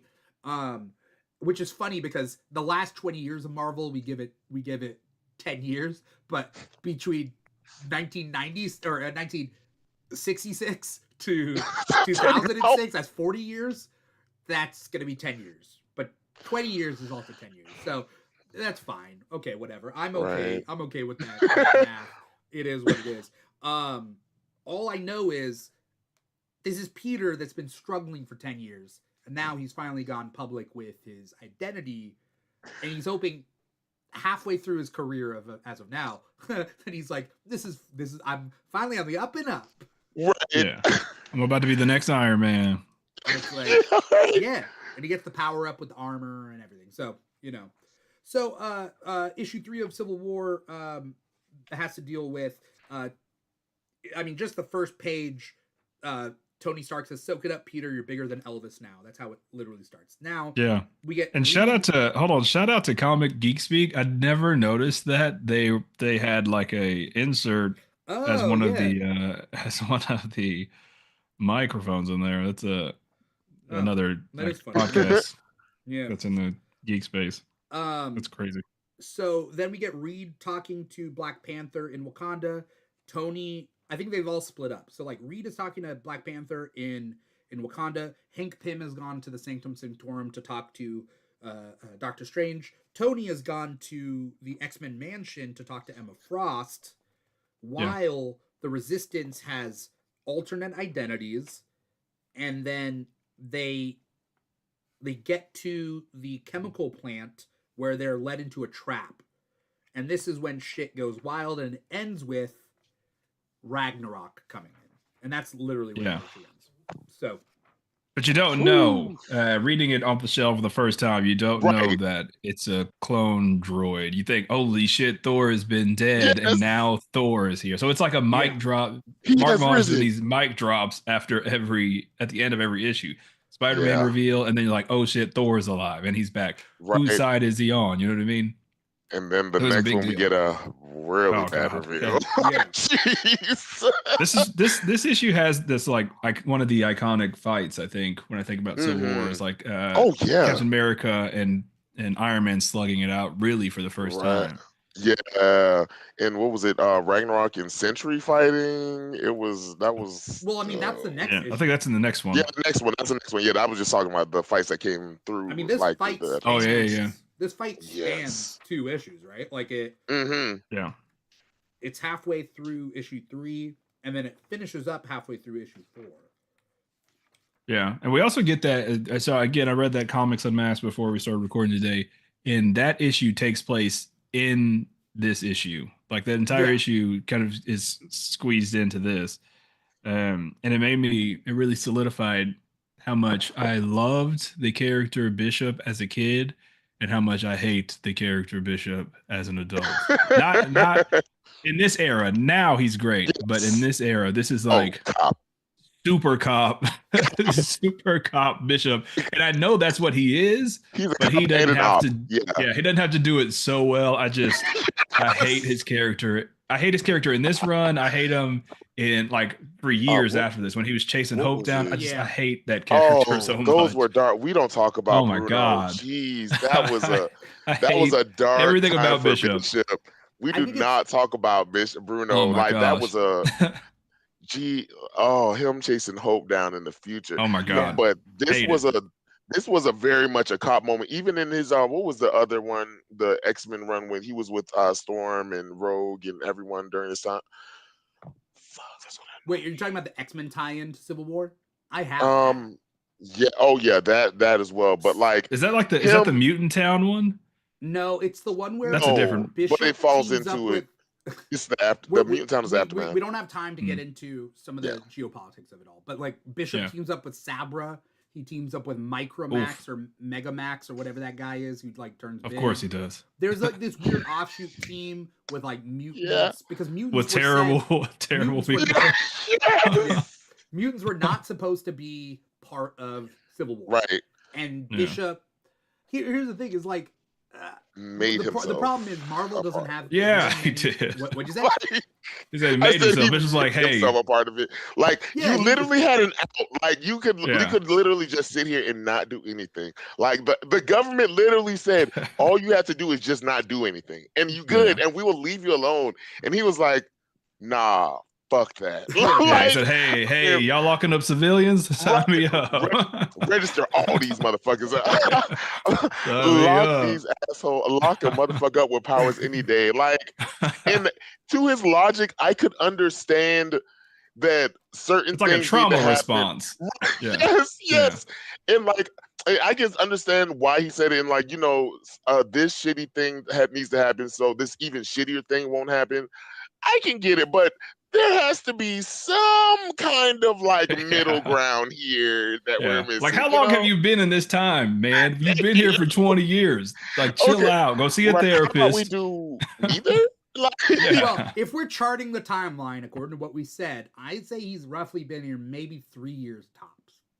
Oh, wow. okay, Think about it this way: I can see that. he came in our time in the 90s, In the and 90s. this With is Jerry 2006. Curl. Shoot. Yeah. Like he really hasn't been in comics for the span of X-Men history. Like Yeah, at true. this point, Yeah. Well, Um, he been here long enough to do some research. Like, Well, Yeah. also, keep in mind, it's interesting. Bishop has dealt with the decimation, sure, but also Yeah. before the decimation, he was dealing with Mutant Town, and before that, Mhm. I think most, important. He was on the Extreme X-Men team where he That's was the one hunting I was down thinking about. Destiny's Diaries, and That was Destiny's my Diaries favorite were one. about the future and like essentially charting the timeline. Yeah. Look, the reason I love X-Men is because each of the X-Men characters, because they're on a team, can be both good and bad at the same time. They can be flawed characters. Yeah. And like, Yeah. I think For the sure. big problem is Marvel doesn't have too many prominent black superheroes, and Bishop Yeah. is the only prominent black male hero on X-Men. Storm is the other one, but then other than Storm and Right. Bishop, there isn't. right? Yeah. Like X-Men is very Yeah. female heavy, girl power oriented, which is amazing. When it comes to like race, white tough guys. when it comes to race, they're all white. Yeah. Yeah. Yeah. White guys with muscles. Yeah. White guy with muscles, Or skinny looking aliens. Yeah. You know? That's it. That's kind of the unfortunate but X-Men. factual.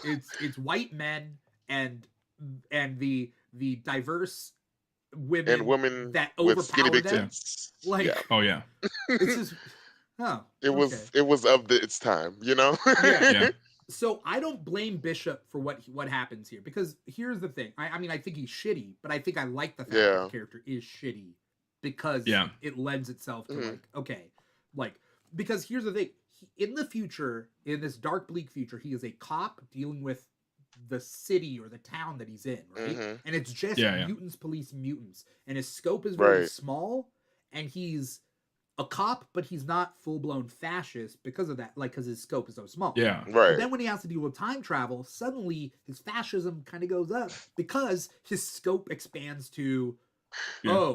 like slippery slope theory, where if I don't Yeah. do this, everything's screwed, Everything. right? Yeah. Yeah, he almost Mhm. becomes a conspiracy theorist where he's like, Yes. every little moment could be something that triggers the future. Yeah. And so he's a So he's terrible willing character. to double man. cross anyone, Yeah. anyone Right. along Right. that And way. I thought it was interesting because they show Cable in this issue too, and they're very similar characters as far as like coming from the Right. future and things like that. And Cable is on the side of Captain America. Yeah. Right. So, Well, I think maybe Right. it's because Interesting. Cable was born in the now. Like, Cable was Yeah. born in this timeline. Right. And Went he's away for Yeah. like vacation, sabbatical, Right. study abroad program. Then he comes Yeah. back. This is his timeline. Bishop is like, look, I was But- born out here, and- you know? in the think worst Bishop part also- of time. That exactly. That's what I was just about to say. Like, because I'll say he was also born where they were like where mutants were literally born in concentration camps. So Yeah. like everything you can tell, like everything he's doing is a trauma response to Yeah. make sure that this doesn't happen. But also, the character of color being the black cop to police Right. his people. Make it Cable, and man. Like, it makes sense for him in the Cable. story. It Thank makes sense for the you. story, but Well, Like, I also don't want to think. I don't think they would want all the black heroes to be on one side because very Yeah, that's true. true. I mean, That's true. I also agree. I do agree. We're not That's a true. monolith. We do Yeah. need it. We do need black evil characters. I yeah, do we support. got him in real I life. support Yeah. black evil. Yeah. You I know. support black good, but I support black evil as well.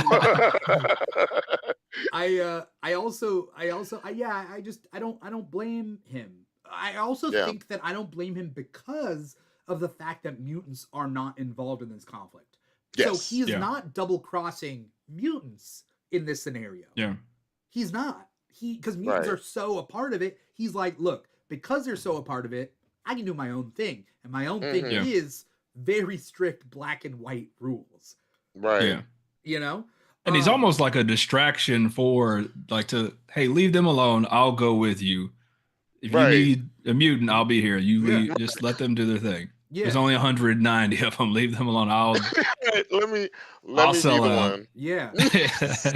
Also, what's He's interesting the is Uncle the Tom. comic series that's coming out Yeah. right now. It's 20 years later, so Marvel Comics is celebrating Civil War as a sort of a Mm-hmm. retrospective, which is kind of what we're doing here. So Civil War Mhm. Unmasked is a six-issue miniseries that takes place in between these pages of like stories we never got to see, right? So issue number 1, Lex was pointing out, yes, it is what happens right after Bishop says, "Can we talk?" So in that Mhm. story, Bishop takes, like right then and there pretty much, Bishop takes Yeah. Iron Man into the future, shows him a horrible future that is pretty much Bishop's future timeline, and he says, Mhm. Yeah, This is Bishop what- goes home and he's like, nah. yeah. So he's like, this is what happens if the superhuman registration does not work out. It is even worse. I know that it's tough right now, but it's even worse. Again, slippery slope. It's like Yeah. this. And, like- in his head, it wasn't like, what else could we do other than those two options? Like, Right. Can we have another option here? Thank you. And like he Yeah. was like, and Tony asked him at one point, he's like, "Do you miss it?" And Yeah. even in his He's answer, like, nah. all you heard was, "Nah, I'm straight." I'm good, Like, man. nah, I'm good where I'm at. No, appreciate Like, you though. isn't your sister here? Don't you Thank want to you. check on your Is sister? she Literally. dead? Is she dead or Like, not dead? I don't remember. Dead as shit. She's dead as shit. No, but literally, he said, like, he literally says, "I'm down there somewhere in like getting in one of those slums." And I'm like, you can like easily just go like get and check on your sister real quick. Like, this doesn't need to be the answer. Well, you can't But affect the timeline. He really does, unless he does want to affect the timeline. He always does and doesn't. That's literally what he's doing. Yeah, like, that's what's crazy. Yeah. That's literally what he's doing right now. That's Like, all it's he affecting the does. timeline. Yeah. Yes. It's like As much as they hate it, no. right? As much as him and Cable hate affecting the timeline, they affect the timeline a whole hell of a lot. Yeah, Like, they should just disappear if they don't want to affect the timeline. okay, you know, like if you don't want to, then just don't be a part of it, I guess. Yeah. I feel like it's very similar of like, look, I'm tired of having one night stands. You know, I feel they're empty. I just want to settle down. Know? And like, I just Yes. I want to be settled down. I want to settle down. I want to be a one woman type of guy. And it's like, Right. Hey, big boy, what about one drink? And it's like, all right, one drink. What about one drink? Yeah. And then he affects the timeline. Exactly. I'm going to affect the timeline. I want my timeline to be great. I'm going to make my timeline great again, guys. I'm a one timeline kind of guy. Look, I just want to be a one timeline kind of guy here. You know, I don't want to be fucking up all these different timelines. Right. I'm just gonna stick to one now, and I'm gonna be good with fucking up this one that I'm in. But one of the other things I did love from the X-Men tie-in, that they didn't, that I wanted them to talk about more on the Unmasked, was the Emma Frost and Captain Marvel conversation. That was probably one of my favorite things following one of those tie-ins, and where she's trying to convince. She tries to tell her, like, goes to Emma, like, hey, you should join. There's not that many of you, and it would be safer if you were to register everyone and keep them under, whatever. She's like, you literally have the robots that were created to destroy us, policing us, and you're guarding us to keep us safe. And yet you do that, like, and then she like goes on to like force her to like show her like the genocide of her, like, of Genosha, and like that's when she's talking to Tony. Yes, but no, there's a Carol Danvers moment too. Oh, okay. That they also so Emma have. just has that on lock. She's just like, anytime somebody comes up to me, I'm showing them Genosha. I've seen their children. Yeah. It's like how Charles. It's like how Charles beats Magneto every time. He just hits him with like Holocaust memories, and then Magneto every time in the animated series. It was like anytime that helmet came off, Xavier would hit him. Yeah, Xavier would hit him with some memories of his childhood. And I'm like, dog, what are you doing? What are you doing? Charles Xavier is a villain, man. I mean, that being said, like, boy's complicated. Magneto won't change, and he doesn't regret his current actions. So it's like, right. But like, you keep punching him, mentally punching him with the same punch over and over. You're cementing it in his personality. It's just that is tough for everybody. Switch it up. Show the death of my daughter. God, what are we doing? Like, not the death of my whole like my whole race. Like, what are we doing right now? Man. Like, so like they're that's also kind of what I like about X-Men. It's just like they're dirty, dude. Yeah. You know? They're not superheroes. That's what I've always said. It's like they're not superheroes just because they're super powered. They're for their people. They're there for their people. Like that's literally it. Like, and sometimes they help out in these big events, but they're taking care of their people. Well, because nobody else is taking care of their people, and this is something that I bring up all the time. Emma brings it up. We see this in the Stanford cleanup incident. We see this is that for whenever mutants die, Avengers don't show up. They don't show up. They don't clean up Genosha. They don't help with shit. They're like, oh, that's a mutant problem. Like, they got it covered. Yeah. But then when big Avengers moments happen and some decimation happens, like not that decimation, but you know what I mean? Right. Lowercase d decimation. The X-Men are always there. Because they're like, well, it's very like respectability, like Charles Xavier has taught them well of like, look, you got to show up to their stuff so that they trust Right. you with your. It's like, Yeah. but they don't. Mm-hmm. They But they don't. don't. Right. Yeah. They don't show up for you. Exactly. And that was always the funniest thing to me. I'm like, y'all are, if anything happens with the mutants, y'all are never there. But the second Yeah. a big bad happens, yeah, like they're the first to help, or y'all are the first to be like, y'all are just gonna stand there and not do anything while we over. I'm like, that's kind of what you've been doing throughout history. Like, Yeah. what are we doing? Like, they only jump into mutant problems unless the mutant problems affect them. Yeah. And Yeah. like that's one thing I'm glad that they're changing now. Like one thing Krakoa has done a good job in doing is making them more visible to everyone. Like Yeah. now, like ever Yeah. since then, you see like if there's an issue, even if it's a mutant issue, like you see some kind of Avenger or someone participating in the the shenanigans. They're becoming Yep. in modern comics more friends with each other. Like they have friends Yes. outside their groups, which is nice, you know. Yes, Yeah. I miss that. Like, we don't have that much like we used to. Like back in the day, like in the '80s and stuff. Like superheroes used to be friends with each other. Like Yeah. I always bring this up. Misty Knight and Jean Grey were roommates. Were roommates. Like Yeah. we don't have Who enough did of like Cyclops date? He Colleen Wing. he Yeah, dated yeah, Colleen Wing, yeah. you know, That's crazy. and Like like right. I We love that miss for them. these. I love Right, you I know do. I love Me that for them. too. Yeah. I love seeing like heroes interact with each other and like having an outside life and like with it. Like Misty Knight with fucking Iron. Is she still with Iron Fist now, or is she with Falcon still? I have no idea. I don't know because I don't know. Last I checked, neither of them have an she was with. ongoing right now.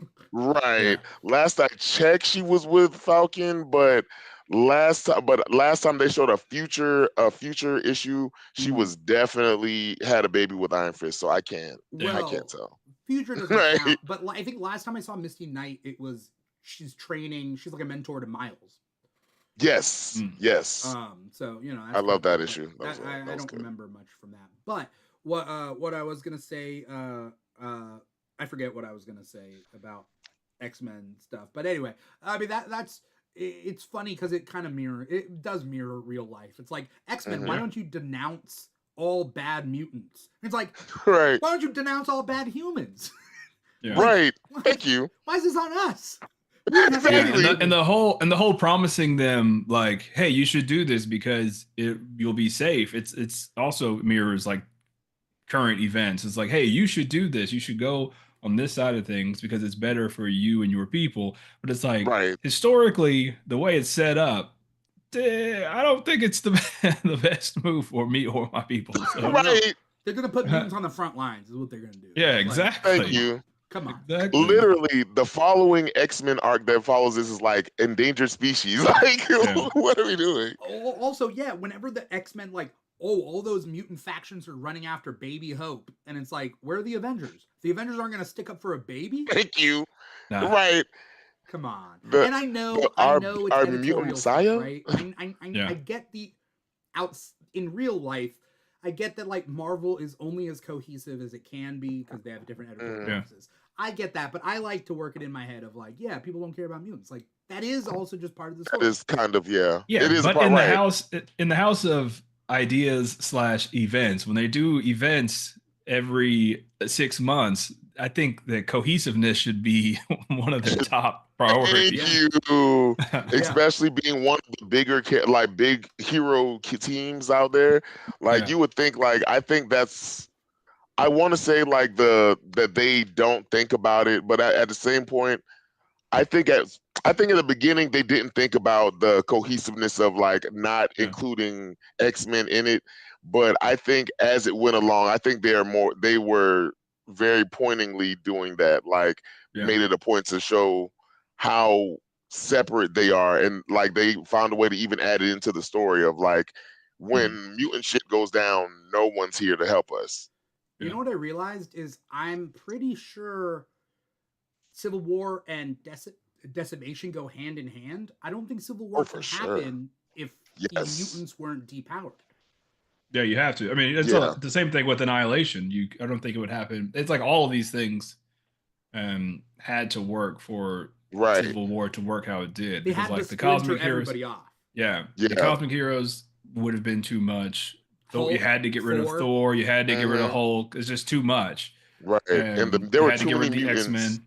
Right. There were Yeah, too many mutants to register and to be like, hey, we yeah, need to do this. And honestly, if it wasn't for them, for there being so many less mutants, they would have made them do that. They would have made them do that registration act. And then that would have been an yeah. even more bigger chasm than I Because feel, if it would have been the or maybe Nation of more Mutants, hole to fill. it just would have ended up being the Mutant Registration Act. If it's gonna Yeah, be, if there's a ton of mutants, it's gonna be the humans against the Well, it mutants. would be a But since like they there's, would be the scapegoat because literally. yeah, Yeah, Nitro exactly, is a mutant, exactly it. yeah, right? Nitro is a mutant. exactly, See, yeah, did not know that. Yeah, Nitro is a mutant because in the Wolverine tie-in, they're like, yo, Wolverine, you got to hunt down one of your own. Go and kill him. yeah, And it's a mutant problem. Just go and kill him. Oh, We're not going to even look. Just wow, that's yeah. We crazy don't to be care. go and deal Yeah, with a we don't mutant care. problem. And that's Wolverine being like, mutants. because Wolverine's Mutants not killing involved mutants. in Civil War, right? Like Wolverine, Yeah, he's like, Hmm. I'm staying out, and they're like, this is separate. Go kill a mutant. All That's this X yeah, on X violence. you know. So we deal with this issue, which I like because they have like really poignant conversations before Hmm. they get to yeah, this big battle. And in this big battle, yeah, Tony Stark has set up a trap for everybody. They do a beat 'em up.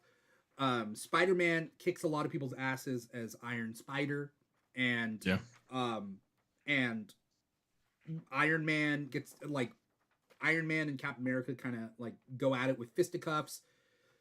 Captain America depowers Iron Man just for a little bit. Um, I think he depowers him just for a second, and he has to like hmm, reboot. Spider-Man comes in while he's rebooting, so he holds down the fort, and then it's kind of sad, because Iron Man is beating up Captain America bad, and yeah, Hercules is like, out of my way, he's killing him. And like he yeah, goes to try to save, we're talking like the god Hercules, and he's going there to Hmm. save Captain America, and like he's throwing everybody off. Like Hercules yeah, is on a rampage. He's, and then he gets hit with a bolt of lightning. yeah. Thor comes down. Like a massive, yeah, massive bolt of lightning. A huge, enough to take out again Yeah. Hercules, and it's Thor just waiting there. So that's Oh kind my of how god. it ends right there. Another mic drop. Yeah. Another mic drop. Yeah. I mean, and also we get these little disguises earlier in that issue with these Right. characters hanging Yeah. out in a diner. I think it's kind of a cute moment. Yeah, I love seeing the heroes in streetwear. Same. And fake mustaches. Of course. Yeah. Yeah, I So- think Hercules was wearing like a mullet, it looked like. And glasses and like a Yeah. not a bow tie. It's Maybe a bow totally a tie? Hercules. Hercules definitely Marvel Hercules No. definitely rocks a mohawk. I mean a mullet. Yeah, he has a He mullet. definitely can pull off a mullet. Well, he kind of looks like Superman in a way. Like he has glasses Mhm. and a mullet. He Yeah. has a beard, but like I tap that. I you get know, it. and they all have like they, and he would too. Hercules is bad. I was saying, yeah, you know. Hercules bad, so Right, you know, we love it. Right? Um, I may have a chance. So in issue 4, I mean, we're going issue by issue, but like, I mean, we're all over the place, and that's cool too. We get the continuation of the fight. Ragnarok comes in. He's like beating everybody's asses, not only with his lightning, mean, but with his hammer. Yeah. It's like 4 or 5 pages of just him just beat. It's proof that these super powerful characters can't be in Civil War, because if Thor was written like that, shows you he just beats the Over. shit out of everybody. Over. Unless Hulk was there, and then they take it Yeah. like, there'd be a scene where like Yeah, to Hulk, balance. Hulk would Yeah. like tackle Thor, take him to the moon. Suddenly they're fighting on the moon, and they're taking. Right. Where's Sentry at? Is Sentry defeated at this point? Isn't the Void? It's gotta arc- be. No, but Sentry is on the team later. Yeah, he was on the team during that time, I thought. Yeah, so Yeah, he's just I not don't here remember. at this battle. He just said, Hmm. fuck it. Okay. Yeah, It seems weird. Right. So, Right. Yeah. Keep in mind, Sentry is also the person, a person who feels comfortable where he's at Avengers Tower, because he Yeah. was given like a safe place with his wife at this point Yeah. in time. So then sadly, as the heroes are fighting, Falcon swoops in to save Captain America. Bill Foster squares up. Bill Foster Goliath squares up to Thor. Again, we don't know he's Ragnarok, the cyborg, clone. Mm-hmm. Thor What a shoots. crazy moment of overconfidence. Yeah, because he also doesn't think he's gonna die, right? Like I think that Yeah. there's a whole It's thing. like here, there's like you would assume that, and I think it plays later on that there's an assumption that these characters, they're all heroes, so they're not out to kill each other. Even though Iron Man is beating the actual shit out of Captain America, he Yeah. would stop, right? Yeah. And Right. there's sort of this understanding like, hey, we're not villains, we're not going to kill. And so I assume that Bill Foster's thinking the same thing. Unfortunately, he was wrong. I feel bad. And again, this is Morgan Free or not Morgan, sorry, Lawrence Fishburne's character in Yeah. Ant-Man, the Ant-Man movies. Yeah. And we get a what if episode, right? Where we actually see his character in the MCU kind of Yeah. being Get older. full grown. So yeah, he kills Bill Foster. Cloak or Dagger sees it and she's shocked that Thor just killed Goliath. And this guy's on a rampage. But then Sue Storm saves them all from a bolt of lightning, which would have killed 20 heroes. Mm-hmm. Holy shit. Boy. And Sue saves them and she's like, get out of here. And then Cloak takes them all away, including the injured and whatnot. And then it's important that Sue saves them because Sue isn't on their side. Right. Yeah, Sue isn't on their side yet. So it's a big deal that she stepped in because I think she knows that that's not really Thor. Right. Yeah. And this is what causes the divide really between her and Reed, which was one of my favorite parts of the aftermath of this, honestly. Same. Also, great show of power from Sue. She Oh my God, right? She's bleeding from that girl. She has a I thought she only does it like that. She only does these crazy feats in like important moments. Yeah, that's right. Yeah. Well, it seems like it takes a lot out of her, So they get away. Reed shuts down Thor, which with a code word, which is our first glimpse that he's not Thor. Yeah. Crazy. And then Sue Storm essentially says "fuck you" and like leaves. And then the Watcher is sad. Mm-hmm. And like everybody's just like going off on Reed. It was intense. Yeah. So you get to Avengers Tower Infirmary. Reed is looking at the robot Thor. They're talking about how he's a robot and a clone, and things are kind of morally gray right now. The Resistance is also kind of healing, and then a couple people leave the Resistance because they're like, "Oh shit, things just got real." This sucks. Those people. But we also get people that leave.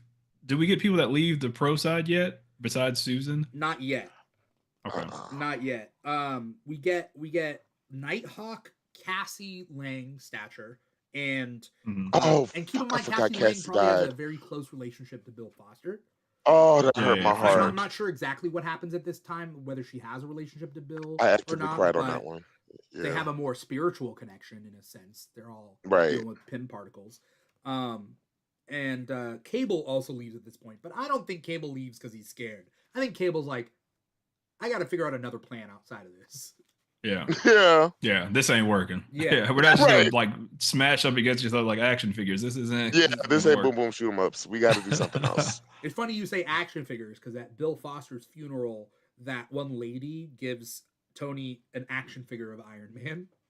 Yeah. At Bill Foster's funeral, because they couldn't that big funeral. They couldn't shrink him down, so they had to. Talk about optic. Talk about optics. You have this giant black man in chains. Yes. Buried in chains, and I get that you needed the chains to carry his body, but like, did you have to have him stay in the chains and bury him in the chains? You couldn't give him a huge cop. We're talking about Reed and Tony and Hank.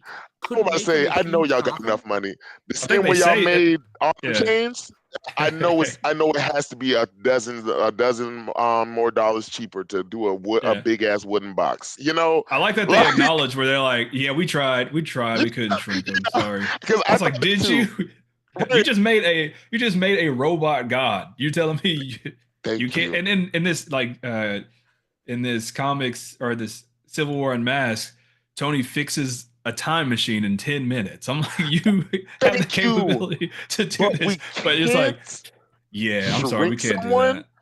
I know I Hank just Pym refuse. is the guy. Like he's the Right. guy that knows all about this, I but know we got we some don't kind have of pin time. particles in here that we could use to shrink and this and man and down. just to like leave the chains onto me is just it was just a weird move. Insane. I mean, Insane. it has to be on purpose. Knowing I Mark thought it was Yeah, just me Millard, who for thought sure. that. Thank knowing you For Mark sure. guys. Millard has to be on purpose. Like, For sure. And yeah, also I view Tony Stark not using time travel to correct these mistakes because he does view that these will lead to other things. Like that the time Yeah. like shit, what happens and it will move us forward. Like he has I Yeah. don't think Tony has realized he has made a mistake with this. Yeah, no, he doesn't. I think it's very clear whenever he has his oh shit moment. Yeah. Who? Tony, I don't Oh, think yeah. he's Yeah. gonna meddle with the timeline to bring Bill Foster. Also, he doesn't really give two fucks about Bill Foster. Like, Yeah, that's Right. what I'm saying. I'm saying like I'm more saying like he has the brain capacity to fix a time machine in 10 minutes, but for But this guy you that they can't just shrink murdered, this guy. they can't figure out Right. how to shrink him down. Touche. They did. He did technically murder him. No, that's facts. Yeah. I mean, yeah, Yeah, no, y'all could try a little bit harder to put that man in the smaller and like yeah. Again, you could have at least made a wooden box. Like Yeah. it just yeah. there were so many steps that could have been taken. Yeah, And if they it didn't wasn't put for the them. chains, I wouldn't even have thought that deep Thank into it. I just you. thought it was so weird that Yeah, they left it on him. and he still got his costume on. They ain't put nothing Yeah. else on him. it So has to be Yeah. on purpose because you could have kept the cranes there and then taken the chains off and put them in like a full like suit. You a little, Yeah. even a sheet, you could, or even just a sheet. even without the sheet, you could have had it right after they took off the chains after they load him, and he could have Yeah. been in a suit in a very regal, like he's in his plot, and they didn't. Yeah. They put him It's just essentially in a it's just trash bag. weird. They put him in a trash. Yeah, that's what he's wrapped up and they just dumped his body. It's like they dumped a body Yeah, That's that they literally just what they murdered. yeah. That's what they did. Sue Storm leaves the Fantastic Four, in the middle of the night. And then at the end of the issue, they brought up the fact that the Thunderbolts are on the registration side now. And we see Bullseye, we see Venom, we see Taskmaster, Songbird, Jester, Lady Deathstrike, Jack-O-Lantern. Yeah, that's crazy. So A few of these characters are like psychopaths, so Yeah. it's wild. Right. the Right. Thunderbolts at this time are essentially like the Suicide Squad from DC. They are imprisoned villains that are working for the U.S. government at this point in time. So they are pro Registration Act. Issue number 5. So we have 5, 6, and 7. We deal with Sue Storm and Johnny Storm evading the police. We see Nighthawk and Stature walking into Avengers Tower. Peter Parker is saying he's going to leave, and Tony fights him, and he escapes. Peter ends up in the sewers where 2 villains team up or track him down, Jack-O-Lantern and Jester. And then a bullet goes through their heads because the Punisher saves Peter. Punisher then takes Peter to the Resistance headquarters. Punisher pleads his case and talking about all that stuff. I thought that was a good one. Yeah. Yeah, it was so good. Yeah, especially like that Daredevil. was one of the things, him being idolizing Cap. Yeah. Yeah. Daredevil is taken into custody, and we get to see the prison. What's it called? Prison 42. I think so. Whatever it's called. The It's the negative zone prison. Yeah, it's the I think negative they zone call it prison. 42. And Daredevil's being taken there, and it ends with "Sleep well, Judas." He does that corny thing to Tony. That's one of my favorite. Yeah, that's one of my favorite lines of this. Yeah. So this issue, we're dealing with ramifications. It's all about ramifications. And I feel in this issue, it's a key moment in this series where it's like, oh, fuck, I have to read the tie-ins. There's like it becomes so much more when you read the tie-ins, because it you mentioned it earlier that time passes pretty fast between these issues, but all these tie-ins really sort of like fill in the gaps on like what's going on, because it gives you the thought process. Yeah, you get to see more of the fallout between Iron Man and Spider Man. You just get Hmm. dropped into this part of the story where Yeah. Johnny and Sue are flying away, and you're like trying to Right. catch up. Like, it's two Right. pages in. I don't know what's going on, and it's like Right. you almost have to check out at least a few of the tie-ins. Hmm. Do you guys know if I'm sure there's an omnibus for Civil War? Do you Yeah, there know is. if the individual? I'm sure there has to be. It's been 20 If years. they like organized it Right. If they the right organize way, it, Like in yeah, they order had as it to have, goes. I feel like, right? I would hope they did. Right. because they were very That'd probably be a good specific read. on the order of release. They wouldn't release an Yeah, issue until Civil War, Hmm. the main title, covered that stuff, right? So that yeah, they don't spoil what happens. yeah, So I'm sure the omnibus, and I mean I could look it up, but like goes into like can kind of splice those stuff together in the right order. yeah, That'd be cool. yeah. That'd be cool. I'll check that out. Yeah. Yeah. We also get a hint at. I don't know if you even. I don't know if I even noticed this, but we get a hint that there might be a mole on Yeah. the anti-registration side, Where's that? where they're talking. Frank just drops off Spider-Man, and they're kind of like going through like, are we going to use Punisher? He's also a maniac, and he says Right. Luke Cage. Luke Cage is basically saying it's up to you, Cap, and then Cap says, "Quiet, I'm thinking," and then you see Tigra in the Oh background yeah. on her phone, like doesn't say anything. It's just Oh kind of like a slight yeah. nod. Well, you see her phone. It says Tony, Carol, Janet, Simon. Yeah, yeah. So she's obviously up to no Come good. on. But they a little nod. It's one thing to pick a Mhm. side. It's another thing to be a mole. Come on. Yeah, Right. yeah. To set up other heroes. To be a mole against Captain America, oh That's an no, even you worse betrayal. you're truly an op. Yeah, you're an op for Yeah. sure. You can't sit with us. You Yeah, can't and sit they're with us, guys. struggling the whole time. Like the anti-registration Literally. people are struggling in this fight. They're the underdogs. So you don't Thank need you. a mole. You guys are winning. Thank you. Why do you need a mole on top of that? Well, This isn't necessary. we do see both sides thinking that they're losing, because Yeah. we see a scene where the registration act, they're like, look, people are leaving, right? People Yeah. have walked away and whatnot. Oh, I wanted to call out one scene that I was like, oh, this is Mark Miller. Come on, Mark, in everything he writes, loves to write something related to incest. He Oh loves yeah, to do that's it. his thing. Every literal Yeah. thing that he does, from Old Man The Logan ultimates. to Yeah. to Kick Ass to any of Mhm. the thing, Nemesis, to like whatever. So Oh in man, look. this, what he gets away with is, come on, Mark, what the fuck are you doing, dude? Sue Storm and like everybody's been given fake identities in the issues past. Sue Storm and Johnny Storm, their fake identity is they're a married couple. And they're like, Ew. oh, this is gross. We're a married couple, but it's the only identity we have. And it's like, Yeah. what? Is it? Is it? Is it What? Mark? Because Is it guys the and only girls can't be friends. right? Hey, you guys sure do look alike. I don't know. Yeah, right. Crazy. Like, it is. No. You know, Yeah. So, it's a anyway, thing. I just want to shout that out. Yeah, Give it's it- really weird. Give his incest a shout out, you know? Really weird. Mark Miller, he does it in every single thing. Every single thing. It's always And subtle. it always feels out of place. Like you brought up old man Logan. It's like the Yeah. whole Hulk family being just Hulk's fucking years each of other. inbred. Yeah, I'm just like, that's what the crazy. fuck? She, He got to his think that, She-Hulk pregnant. I'm just like, what? yes, thank you. That sounds insane. Bruce What?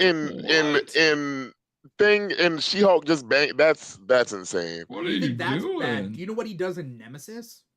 Oh God. Oh Yeah. God. Do you Lex? You know?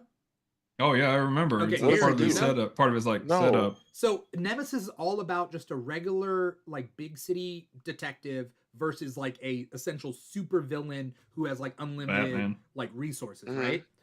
And he's being outsmarted and people are dying. And so Nemesis takes the cop's daughter, creates a contraption in her womb that she will have to give birth to a child that is her brother's child, like genetically, or they can stop the contraption and she will be left infertile for the rest of her life. So she can either give birth to the genetic baby that is genetic incest, or my nephew's son, or be barren for the rest of her life and never be able to have kids again. And that's like a trap that he has set inside the protagonist's daughter. Having a nephew son or not having a child at all is crazy. That sounds insane. Yeah. So, Nemesis was rough. That's Mark Miller when he's like, come on, give the guy some constraints. I think that he works optics are not great under constraints. But okay. Look, anyway, there has to be some kind of other constraint besides that. Like there has to be some kind of that's a low bar. It's a low Right, just don't use incest. I mean, No, I'm saying don't do that. But also, like, the guy's writing, he goes off the rails a lot. Yeah. All right, so as we're closing up, the way this works is I want to get into like what happens after issues 5 and 6. As we close up, we're seeing a little bit of what the 50 state initiative that's may or may not come. Who knows who wins this? We deal with Sue Storm. Talking with Namor, and why is Namor like talking to Namor has to be the most frustrating thing on the planet, right? It's automatically like super horny no matter what. It's like, hey, my friends are dying. Steve was one of your oldest friends, and he's like, doesn't give a shit. It's okay. I know what to get your mind off that. Yeah, like what are you doing, man? I know how to get your mind off it, baby. So powerful and just so worthless. I think it's because he's like, you guys are separated right now, so like, this is my chance to like move in. Yeah, he was ready, and he also falls into the same thing as the X-Men. Is like, well, you guys don't show up for us, so now you only come to me when you need help. So it's like, no, go away. Unless you're here for you know what. He does for human and mutants. Yeah, for sure. He doesn't mess with anybody. Y'all, human or mutant, you're all land dwellers. Like I don't care. You're all mouth breathers. Get out of my fucking face. We see the Avengers Resistance. We have Punisher being in the group, but suddenly Goldbug and Plunderer pop out of nowhere and Punisher just wastes them. Crazy. Captain America beats him up. Yeah. There's also an appearance. I love that. Yeah. Monica Rambeau Photon. Ooh, she pops up and then she doesn't do anything for this whole damn story because she's super powerful. Why the hell is she? Like she's one of their biggest one, but I did kind of I did feel kind of bad for Punisher, even though he did shoot those people. Like even though he did kill them, I kind of felt bad for him. I don't know why. I was like, because they knew what they were doing when they brought Punisher on. I don't know. He's always been about this one thing. I don't know why they thought he was going to do anything different. Thank you. That's exactly it. Where I'm like, my thing is, I feel like y'all should have definitely had a conversation. Look, if you're going to come here, you can't be just shooting people off real. Like I feel like that should have been out like they had him at the beginning, just like keep him out doing stuff. Real talk, do that. Exactly. Have him out on the field. Don't right. Do not have him inside. Like that's not a place for him to be. Frank cannot be a house dog, and y'all shouldn't do that. Yeah, he's not a house dog. That's perfect. And he just, in the second he did it, like he just gets his ass whooped by his hero, and doesn't fight back at all. And then he's like, "What?" And then everybody's furious at him and tells him, "I'm like, why are we? Why are we like mad at the assassin for assassinating? Like, what are we? Right. You know, this guy kills bad guys. You knew that he killed bad guys. You turn the other cheek because you don't mind him killing bad guys as long as you don't know about it. But now that you see it, helping you, I guess. I don't know. Now that you see it, you have a problem with it. Because that's my thing with Punisher always. Is like the heroes know about Punisher. Punisher is a murderer. But because he's killing bad guys, they like, turn a blind eye to cool. Yeah. Shit. He ain't killing my people, so we straight. we keep seeing Miriam Sharp pop up every so often to try to like essentially like assuage Tony. She's the conscience of the thing, I think. Of them, right? And so and it's funny that Doctor Strange has been purposely out of this whole event. on finally purpose. shows up. He's the only person who hadn't been taken care of pre-Civil War, but he's in this, but he's just like, I'm going to fast in protest. Yeah. Okay. Yeah. Okay. Real Doing hero, absolutely guys. nothing. Yeah. He does He's nothing. He's the I don't do politics guy. Yeah. Stupid ass. All right. Uh, And then he's talking with the Watcher, and like he's having a conversation. So Mhm. then finally, this whole thing, this issue, at least the second to last issue, ends with this big assault to the prison where Tony and his team square up against Cap and his team. T'Challa and Mhm. Storm have joined Cap. yes. T'Challa says It's over. if it wasn't for like, maybe Goliath would still be alive if Storm and I had been on Mhm. their side when Mhm. we were previously. And Fubu for us by us. Yeah. I just that's sad. That is just sad. Yeah. And then it so we see a reveal that Tigra goes Not yet, to the, I don't think. Oh, Right now it's like it seems like Iron Man and his team have the upper hand because but then you Tigra find was a out mole. that Hank Pym was actually Hulkling in disguise. Hulkling. Yeah, and then they released all the soldiers from the Cap says they knew about Tigra. that's what it was. So Cap says they knew about Tigra. Yeah. And then Hank is Hulkling, which I think is also kind of an interesting foreshadowing of what's to come in later comics. But Secret Invasion. And then they let the cells out, and that's when we get this double page spread matchup of heroes versus heroes, superhero Mhm. So then final issue is the big fight. Right. Big fight. And I don't know if anything like really important happens in the big fight other than Hercules busts Ragnarok's face open. Yeah. So good. Yeah. And Which was amazing. So the fight ends with Captain America has Iron Man on his back. Captain America is about to finish it, but then Captain America gets tackled by first responders. Yeah, and he won't fight them. And I'm reading this in real time when it first came out, and I'm like, "What the hell? The I thought it was going to be over. What the hell is going on? I thought this ends here." And like Cap doesn't want to hurt them. And he started to realize like us fighting is causing more damage. Right. Like it's spreading outside of just the fight between us. And so he gives himself up and he's crying and he gives himself up. Punisher takes the mask off the street, and we kind of see what it's setting up in the comics later. So because Punisher becomes Captain America for a little bit after this. Yeah. Tony creates the 50 State Initiative. The Mighty Avengers are now a team, which is Tony's team. Namor does end up coming with his soldiers, and then Ragnarok shows up with the most C and D list group of characters I've ever seen. Captain Marvel is alive again for some reason. Right. Like straight up, Captain Marvel that died. I mean, we learned later on in Secret Invasion that was a Skrull the whole time. Yeah. But he's just there, no explanation. Yeah. And then I'm just talking about some of my favorite moments. He brings in the Order is California's team. And they're based off Sue versus Taskmaster, one of my favorite fights, that one was, she just smashes him into the ground. Yeah. Like Taskmaster's this guy that has this photographic memory, and he's always just you never know what he's gonna do. He's gonna win just about any fight, and then she just smashes him like Looney Tunes style into the ground. So good. And then the Thor getting his head smashed was great. And he says, "Thou art no Thor." That's probably my favorite image of that book. Mm-hmm. Yeah.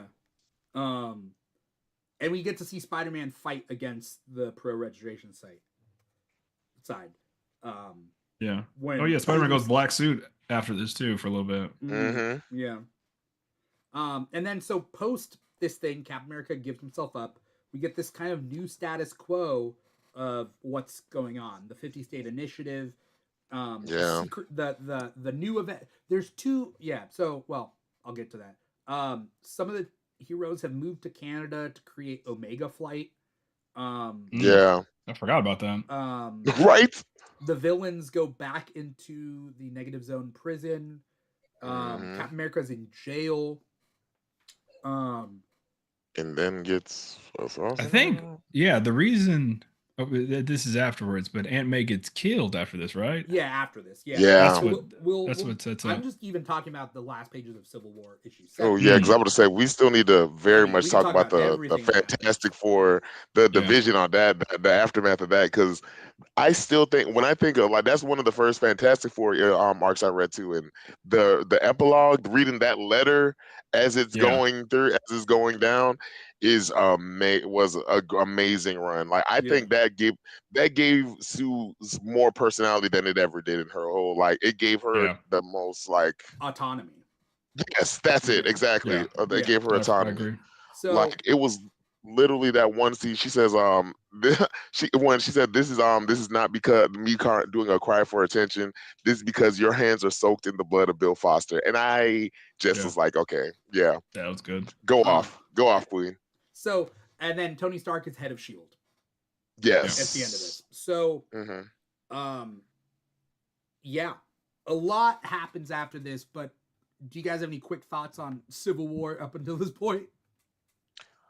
Oof. I mean, I thought Lex, I'll let you it go was amazing first. just reading it through and Yeah. like Yeah. at the time and then even now like again like we could say that certain characters are out of character, sure, but like it's Yeah. also comics, like it's par for the Right. course. Well, Like yeah, and when I say out of character, I mean like everyone that reads will have a different version of that character in their head, Right. depending on like how much you've read. I mean, it's sort of similar to what I said about Captain America. Captain America may feel out of character to someone that doesn't really read comic books, but if Hmm. you've read Cap for years, you know that Hmm. he's separated from the government numerous Right. times. And so, depending on what era you're familiar with, comics have been around so long, Right. I'm pretty sure there is a version that fits into this storyline. And you have the nuance of the story, like what the circumstance is that these characters are all coming together. Right. And even in this story, like I think in like reading back, I think Cap was supposed to be notoriety or like characteristically different because even in the book, the characters in there are even saying like Cap is way more. This is different. He's not acting like himself, especially Hmm. after Bill Foster died. Like how Yeah. nonchalant he was about everything, and just like went on to like, okay, what's the next thing we need to do, instead of Yeah. like taking a minute like he usually does. Yeah. He's focused on winning. Right, yeah, exactly. And like it kind of shows like things like this do change characters and certain things. Hmm. And just because our characters have always been a certain way doesn't always mean that they naturally have to stay that way. Yeah. Or, sometimes we grow from certain things, not always Hmm. bad, not always good. And I think this Yeah. was one of those moments where like we kind of everyone deals with the aftermath in this in a different way. You literally see it happen, and some for good, some for bad. But through it, like things are formed in ways that we kind of never get. I mean, we get the Illuminati after like more of the Illuminati stuff branching out of this going forward, like that I love when honestly. does the Illuminati first get introduced? I think a little bit After this, after House of M, right? and I it's thought it was and before then it's this It one. has retconned. to. It has to be before this because they send Hulk. Yeah, The right. Illuminati make the decision Exactly. to send Hulk to off world. But is that Right. was Illuminati retconned essentially? Th- How do I put They this? yeah, They all agreed to send Hulk off planet, but the idea but that that was they've been retconned. working together all that time in the past Mm. came Right. out might have been Oh yeah. come out in Okay, the the Illuminati issue, it was in this one. It started around this time, yeah. so new Because it was New Avengers. I think it was yeah, like a New Avengers Illuminati tie-in sort of thing. one shot, yeah, the one shot was in the Civil War one, yeah. Oh, okay. So all the ramifications and everything we can. I mean, like so much happens after this to the point where Yeah. this is really why I love comic books. When it's done right, these events can really tackle Yeah. everything, right? Like Mm-hmm. really like Yes. every intricacy of what this means. Whereas in the movies, the events of the Superhuman Registration Act and the events of post Endgame, the blip and the snap and everything, don't really get expanded upon enough to me. You Yeah. can get past it real quick. But in these Yeah, comics, you have to. you get everything at the time of Civil War plus what happens after. And I think everything goes from one to another pretty quote unquote seamlessly. So Tony especially Stark these runs next Shield. events. Yeah, these next events. Right. I remember being hooked on Civil War when it came out, and then so obsessed with World War Hulk and bought every tie-in and regretted some of them, but I was so hooked on that one. And then I'm sure you're going to go through all the events, but I was hooked on. Right? Yeah, Secret Invasion. Dark Reign came. I think after because Norman Osborn kills the Skrull Queen. He runs Shield after that, and then changes. Loved it. Right? I was obsessed. Dark with Avengers and everything. So yeah. That's Dark Reign. Loved it. God, it was Dark time to be Reign alive. ends with Siege. Yeah. Siege is what ends Norman Osborn's reign of power. Yeah. Then I think after that you get the Hammers of Thor. Is it the Fear itself one? arc? Yeah, Fear Fear itself. The That's reason I it. bring up Fear itself, I finished wouldn't even go that far out, but I was looking it up. Miriam Sharp, who lost her son in the Stanford incident, who is constantly in Tony Stark's ear. I was like, does it ever get revealed she's a Skrull or not? No, she's not. She's just a human. But basically, she is still anti superhumans. For sure. Up until even after the registration policy is struck down, after the siege of Asgard, she keeps working against superheroes. But during the events of Fear itself, she sees that mankind needs heroes, and but also sees the need for humans to better themselves without waiting for super people. And then she forgives Speedball for this, because Speedball comes back during Fear itself, and he saves Stamford during Fear itself. Oh, that's good. Right. And then Miriam Sharp forgives him. Oh, that's the end of good. her character, which I think it's crazy to have. I would love for her to come back. Character arc. I think she's done. Yeah, for a human character. For a human character to go through an arc like that. Yeah, that's great. Well, human character, we don't get that. We don't get that many resolutions for a human character. So the fact, crazy. unless you're, unless you're a Jarvis or an Aunt May or those are the ones that breathe the most, or a Mary Jane and all those. Yeah. Now looking back, Peter really only has the only humans that really stick through the test of time for real. So when it comes to the aftermath of Civil War, you guys want to talk about Peter first? Ooh, yeah, we got so many things. I mean, we got Luke Cage, New Avengers Underground. Yeah. What happens to Cap? We got everything that happens leading up to One More Day. I personally was a huge fan of Avengers Initiative. That was one of my favorites. I was too. Yeah. I was very much too. Honestly, I was excited about that. I thought that would have bared a lot of good results, or bared a lot of fruit off that. If they kept that going. And honestly, let's be real. It lasted longer than most comics do now. The Initiative, that whole arc lasted way longer than I thought it would. And the stuff that came out of it, even with Avengers Academy, those things were solid. Yeah, there's a lot of good tie-ins with the characters from Runaways. What book was that? God, yes, Young Avengers, the Young Avengers one. Yeah, there's so many good tie-ins to. I read those. Initiative. Those are amazing. What people don't realize in the whole premise of Civil War is that the rule is you have to register, but you also have to be available for a draft. So it's multiple things. You register, the government knows your secret identity. Then you also have to spend time in boot camp, in Camp Hammond. It's mandatory. It's mandatory. So even if you're just a vigilante, and you register with the government, you have to pass their testing situation. After that, you have to then be no, you can't choose. You have to be available for a draft in case of an alien invasion. Some magic bullshit that happens. You essentially are Army Reserve, right? On call. It's called. Yeah. You're on call for SHIELD. For SHIELD to then put you wherever they need to put you. Right. People don't realize that. That is part of the thing. You get to be drafted. Yeah. Like that's literally it. Like, and one of the other ones that I did like from it, the tie-ins was the Frontlines one. The Frontlines was, I didn't expect me to like it that much because it was mostly just dealing with the newspaper. The newspaper one. Yeah, it was mostly just dealing with the human side of it and the after effects of them, but and the obscure character heroes that they randomly showed, but it showed like how people were reacting to it as well as like what was going on, and like through the Frontline one you see like what's going on with the Civil War issues. I thought that was a little cool thing to do. Yeah. So much came out of this time. Yes. I love the idea of the 50 state initiative. I loved it. I ate that shit up. I was like, 50, every state in the United States has an Avengers team, a state-sponsored superhero team. Right. And like some of them were, set up in specific ways, but I think it's funny because Marvel classically has all their heroes in New York, but and like nowhere else. So then it's like, where else would they go? So what they did was they had a lot of like smaller.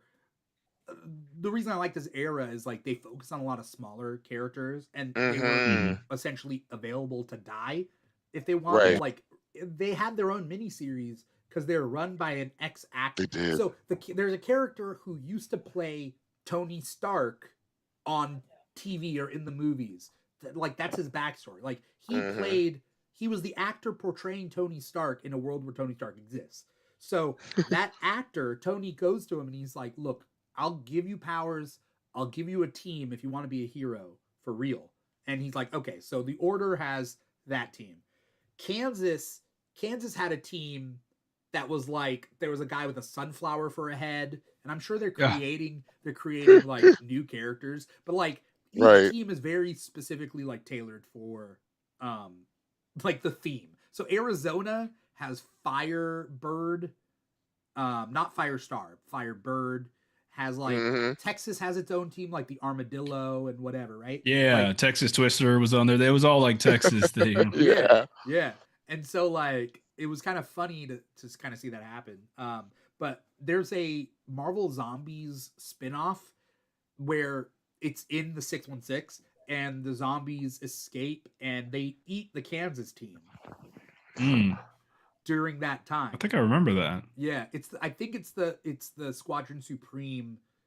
They try to the premise is they try to clone the Squadron Supreme, but they accidentally become zombies, and like it's Marvel Zombies adjacent. Yeah, it's like Marvel Zombies Supreme or something like that. Anyway, point being is, I think it's a fun time. And then Avengers Initiative has my favorite, like, storylines. Oh, so good. Like, some of the characters, there's a girl. Oh, Abby. Reptile and those guys? Reptile? Well, you're thinking about Komodo? Oh, my God. Am I thinking about him? It's a girl. Yes. Komodo, yeah. Yes. She has Kurt Connor's formula because she lost her legs, I think. And so she takes the formula. But then there's a character named Michael Van Patten or something, and it's MVP, and he's like almost a Captain America kind of guy, and he gets he was so great. He gets killed right away in the first arc. Like that's my favorite story of the new initiative or the Avengers Initiative, and then they clone him into Michael Van Patrick. It's because then it's triplets, Michael Van and Patrick, and they're like the Iron Spiders. Then they take on Iron Spider suits. Yeah. But then there's an ex-Nazi that's working for them, right? Yeah. It makes me want to reread Avengers Initiative because it was good. Those were some good ones. There's also a girl who her only power is to ride on clouds. She gets Cloud9. Her name's Cloud9. Yeah. But what sucks is she goes through the boot camp pretty well, and she's like one of the youngest recruits. Right. But like, she doesn't even want to do it. She doesn't. She just wants to have fun riding clouds. She's a little girl, right? But the boot camp. So she can't even use her powers unless. No. Is that the thing? They can't even use their powers? No. Oh, that's another one. Yeah, you can't use your powers. Yeah, exactly. You can't. I forgot about that. Flying in the cloud. She's not even trying to save people. She's just, and that's like issue 1. Existing. And they make her into a sniper. They make her into Wow. a sniper that could ride on a child. Yeah. Right. And so now you're starting to Literally. see that the anti-registration group has actually onto something. Yeah. Yeah. And then extra onto something when Norman Osborn takes over. Now he has, it was called the A list. list. The list, right? Yes. Yeah. Right. There's literally a list of people like, and then like I forgot how the story went, but somebody ended up like a villain ended up getting a copy of the list and like doing shit with it, right? Yeah.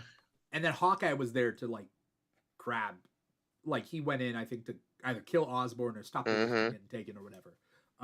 Yeah. So there's a lot of like cool ass shit. Let's talk Peter though. Yeah. Because Peter's stuff, and we have limited time left because damn, there's a lot to talk about. Right. Peter Parker post Civil War. His identity is public, but he's on the anti-registration side, which means now he's gone from having everything sorted out to he's on the run from everyone. Did all this for nothing. Yeah. Yeah. Now all his villains know where he's at, and the government is looking for him. Yeah. You know. And then what happens? Yes, I think someone hires the assassination of him, maybe, and I think he dodges the bullet, but Aunt May gets hit instead. Of course. And you get this iconic couple of pages that people always love to repost about how like badass Spider-Man is. Spider-Man breaks into jail because he finds out it was Kingpin that hired him. Breaks into jail and just beats takes off his suit and he's like, I want you to know it's me, and like beats the shit out of him. And it's so great. But then Pete just can't deal with it. Aunt May dies. He can't. Well, does she die or almost die? I feel like she's died and come back to life. I think she's died. I don't remember. She died I don't remember if she did, but I remember he traded. She came back to life, but he traded their marriage for her life, which is like the weirdest thing because she's an old ass lady. I get it. It's sad. But like if I was Mary Jane, I'd be like, dog, what? Well, it's not just that she's old, it's that it would have been his fault. Yeah, I get it. I guess. I get it. She don't got that many years on this mortal coil. Yeah. Like, what are we doing? Like she's already knocking on death's door. We can she's lived a full life, for real. Like, and I said Jarvis fucks, but Aunt May fucks. Like, we don't talk about that enough. Like, but she also she gonna keep a man now. Like, and she's lived her life. She was with J. Jonah Jameson's dad, wasn't she? Yeah. Yep. Yeah. Oh gosh. She got a whole stepson out here. But like, yeah, and it's J. Jonah Jameson. So right. But like, the thing is so Peter does go to try to find help elsewhere with like Doctor Strange and whatever. But like Aunt May, I think I'm reading that she was in a coma. Like she wasn't technically dead yet, but I think you're right. She is gonna die. Like it's no doubt. So Peter, she's 100 and she got shot. What's that? She's 100 years old and she got shot. Yeah, she's like she could have fallen down the stairs and still have the same. Yeah. Like, like it was probably the fall that killed the fall that got her, not the bullet. Went clean through. Wasn't a big deal. Yeah, it's her. Yeah. Because it's also kind of funny that like in old Spider-Man comics, Peter is afraid of telling her his identity because she might have a heart attack if she told him, if he told her that he was Spider-Man. And it's like, now she just got shot. And like she's easily shot. There are way worse ways for her to die, I promise you, bud. And then he makes a deal with Mephisto, and Mephisto takes away essentially his marriage. Yeah. But they can't know, per the spell, they can't know that it was been taken away, that the trade happened. Like, you don't get to live with that. You get to live with it's taken away, like, which makes it worse to him. And that's when, like, essentially kind of like the timeline just kind of gets, like, weird. Yeah. There was a little retcon to that. I don't even know if it's a retcon. It might have just been in it where Mary Jane makes a side deal with Mephisto that she will remember the entire thing. Does she? But though, does she though? And I think that gets retconned. I think it's like they retcon it for that to happen, and then I think that gets retconned again. Oh damn! It didn't need. This is a huge. Oh, none of this needed to happen. But like I get let's be clear. After Civil War, But taking away the marriage of Mary Jane and Peter That is the worst thing that Marvel I yeah, think has ever done. yeah. I felt And like that it's was and just it's irresponsible. and it's just one of the worst For things what? they've done, and it's just so random. Like, For who? how is Exactly. that the answer? How is that the Thank you. answer? Who is this for? Like, who sat down in the writing room was like, is anybody else tired of Mary Jane and Peter? Like, and then it was like, oh my God, thank you for saying it. I need them to be over. Like, Because when did they what get do we do? married?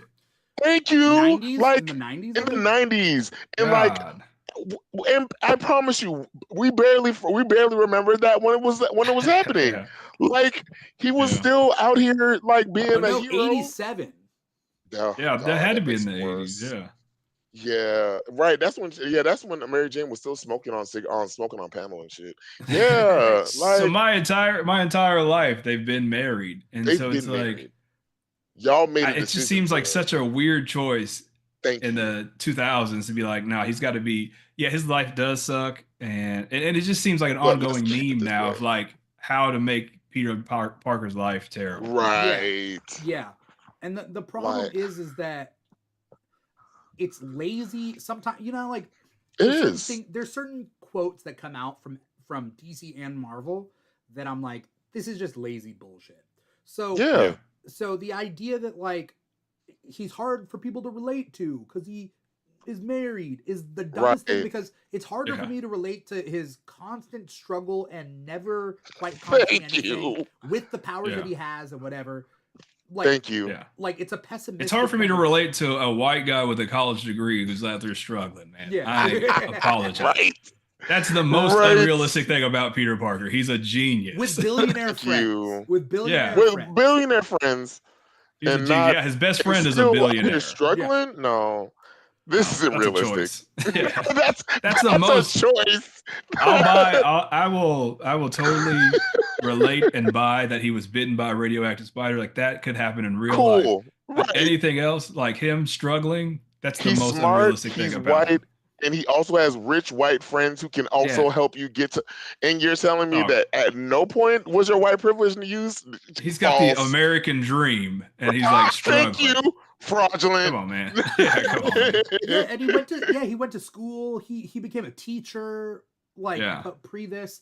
But like Marvel around He just the makes time- bad choices. He shouldn't have been. Right. He shouldn't have been And you a know, teacher. he only But had the best like choice one he white made with his privilege marriage. moment. Like that was his Yeah. good Yeah. choice. That to was the marry only her. one good thing that happened. But it's very similar to Clark Kent and Lois. Like, don't Yeah. break them Yeah. up. There are certain Yeah. people, don't break them up. But like I said, editorial decisions like Batman doesn't go down on Catwoman was like a big Yeah. thing that like made the news. And it's like I forgot about that. granted Yeah. so there was that more Crazy. recently, but then previous to that, it was the idea that Batman does not have sex. Batman does not have sex. Yeah. It was like an editorial decision. He does not have sex. Don't Like, tell me that. and it's just like, He come can. on, like, don't. So be you stupid. telling me he's with women like Catwoman, Silver, what was her name? Silver, whatever Silver the St. fuck. Cloud? Thank you. Silver Yeah, St. Silver St. Cloud. Cloud, Jade, whatever the fuck her name was. All these sexy bad Talia al Ghul, and you telling me that he just not fucking like that's Also- fraudulent. They're trauma beards. That's the thing. They're He's so traumatized. He just keeps these hot ladies around him These hot just so people don't ladies. ask questions. Yeah. Look here. I refuse to believe that Catwoman is sticking around with somebody just for Yeah, right. vibes. Yeah. Like, Yeah. like That's true. Catwoman, if you're not giving Catwoman what she needs, she's out of there. That's true. And that's also why I refuse to believe that he doesn't eat box. Like, you just, No, but I feel like think that's he a does. requirement for her. I think he Oh, for has me, to. yeah, for sure.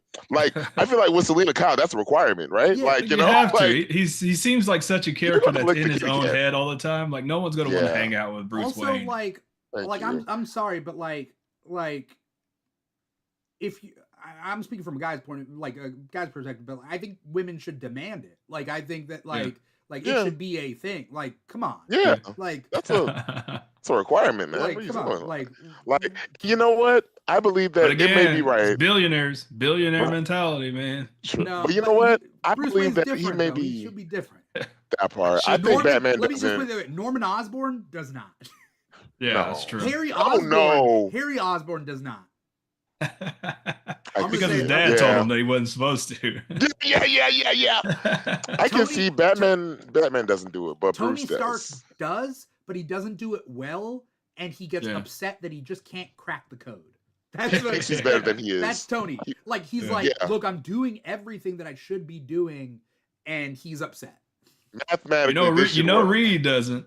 Reed doesn't. He struggles. Reed does it, but he doesn't do it well. I think he does, but he just doesn't. He doesn't do it well. Like, have you seen the episode of Dexter's Lab where Dexter's dad wants him to play basketball, and then Dexter's like, "I don't do it." No, that's a different accent. That's a different accent. But the point being is, like, Dexter, I don't know what Dexter's Eastern European accent is weird. Anyway, he's like, okay, but I'm gonna calculate the graphs and the whatever, and I'm gonna and he just can't get it. And that's what I imagine Reed doing. Magic. He just doesn't like understand Reed would do it, but he would do it so formulaically. He'll spend more time. He'll spend more time trying to crack the code. Yeah, right. Yeah.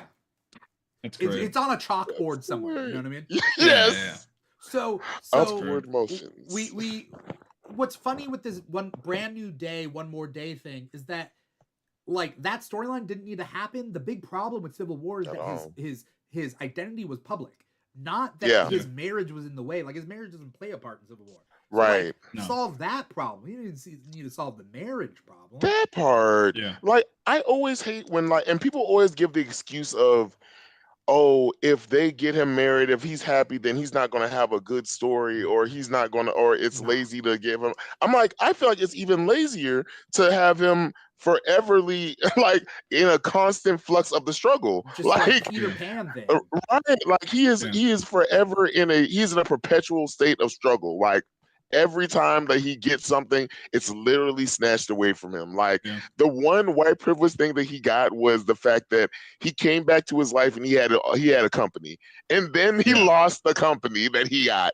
Like anytime anything incredible happens to him, it's a fleeting moment that just goes away. And I'm like, it's not wrong for us to you can still have a superhero that has a happy life or has a family, and honestly, giving him a wife won't necessarily mean he's gonna have a happy life. You could still give them foils and have like a good story with it. I mean, the fact that Fantastic Four is still going on and still has comics and there's literally a story about a superhero family. You can easily make that happen. He literally has the Amazing Spider-Man and the Vows, the one where he literally has a family. Yes, that's it. And that was well received. And then in the recent Ultimate Spider-Man, he has a family, and that was well received. So it's love that exactly. I think people hate his struggle, and they love these other stories where he has a family. Also, maybe we should pay attention to that. He doesn't have to struggle with everything. Like, Thank he can you. have, again, pick a struggle. Thank you. Like that whole thing, pick a struggle. Pick a struggle. That's definitely pick a struggle. They're giving him all the struggles, guys. They're giving him all the tools and all the struggles. It just doesn't make sense. Yeah. All the tools he has to get out of it. Yeah, very true. Yeah. Like financially, emotionally, physically. Like this guy he's just getting it. So both barrels. So something I want to touch on is the fact that some of these characters are Skrulls in disguise during Civil War. Yeah. Also, before that, Captain America is murdered. Oh yeah. That's a huge thing that comes out right after Civil War. Yeah, Cap's one of the big characters. And leading up to the trial because he turns himself in, leading up to the trial for his actions in Civil War, he gets shot on the steps, which was like another final mic drop moment for Civil War, in my opinion. His return was like a weird. He got hit with the time bullet. Then he went through all the great white American moments of history, and then he came. I was just like, it was the worst thing I've read. I was like, Batman did the same don't care about Captain America. He Batman did, and it was terrible. Yeah. Didn't care for either of them, honestly. Oh my God, it was terrible. Both of them go through that. Yeah. Kill him. Yeah, it's fine. Let him stay dead for a little bit. Yeah. Because especially because when he was older, I like that moment when they made him older and they allowed him to when he was when he was running Shield and everything. I was like, this is what you should be doing. This is how you grow and age a character out. Yeah. You were talking about, Dimitri, you were talking about one more day not needing to happen. And I think like this story of Cap's return, his time travel adventures also didn't need to happen, especially when you Yeah. have Secret Invasion coming up. When you can, that's like a retcon machine where you can Right. be like, Well, that's not actually Peter Parker. That was a scroll. We but don't know who you wouldn't Spider-Man want is. a good decision to be a Skrull's decision, because then you start thinking Yeah. about so it was really only the bad guys that were Skrull decisions. Like Hank Pym Mhm. was a Skrull, and then Spider-Woman. Spider-Woman was a Skrull, but she was on the Yeah. Notably, for she a was long time, for the yeah, Yeah, longest of forever. she Yeah. times. was on Cap's side though, right? Yeah. Yeah. But like she was notable. I think that she was notable that she was one even before that. Like, Yeah. Yeah. She was one of the first ones that started the hmm infiltration. Yeah. And so we had that. Um and so I mean we find out the ramifications of that part in that next crossover, which is Secret Invasion, I might And read that so again. Yeah. like, good for them, but also I don't know. Then we get Tony in Invincible Iron Man. Invincible Iron Man comes out after Civil War, where hmm it might be post Secret Invasion. I think it's when Norman Osborn takes over Shield, turns into Hammer. Tony Stark goes on the run, and he Yeah. wipes his brain, Mm. and then he's appalled by his actions that he made during Civil War, because he hmm is like the younger version in his own mind. Like, because Yeah. basically he says he backs up his brain every so often so that he finds an older drive, and he's like, okay. Yeah. Did factory reset himself. And then he factory reset himself to that time, and then he's like, he's appalled by the decisions he made in Civil War. Yeah. And like, that's how they kind of turn Tony back. They do a very Just similar fine. thing to Beast in That's exactly what they. I was like, in this sounds X-Men exactly comics what they did to Beast just recently. now. Yeah. Like 5 minutes ago. Like literally. Like yeah, and one of the other notable things about this aftermath was the Black Panther and Storm joining the Fantastic Four. Yeah. That Yeah. made I me forgot read about that. Fantastic Four.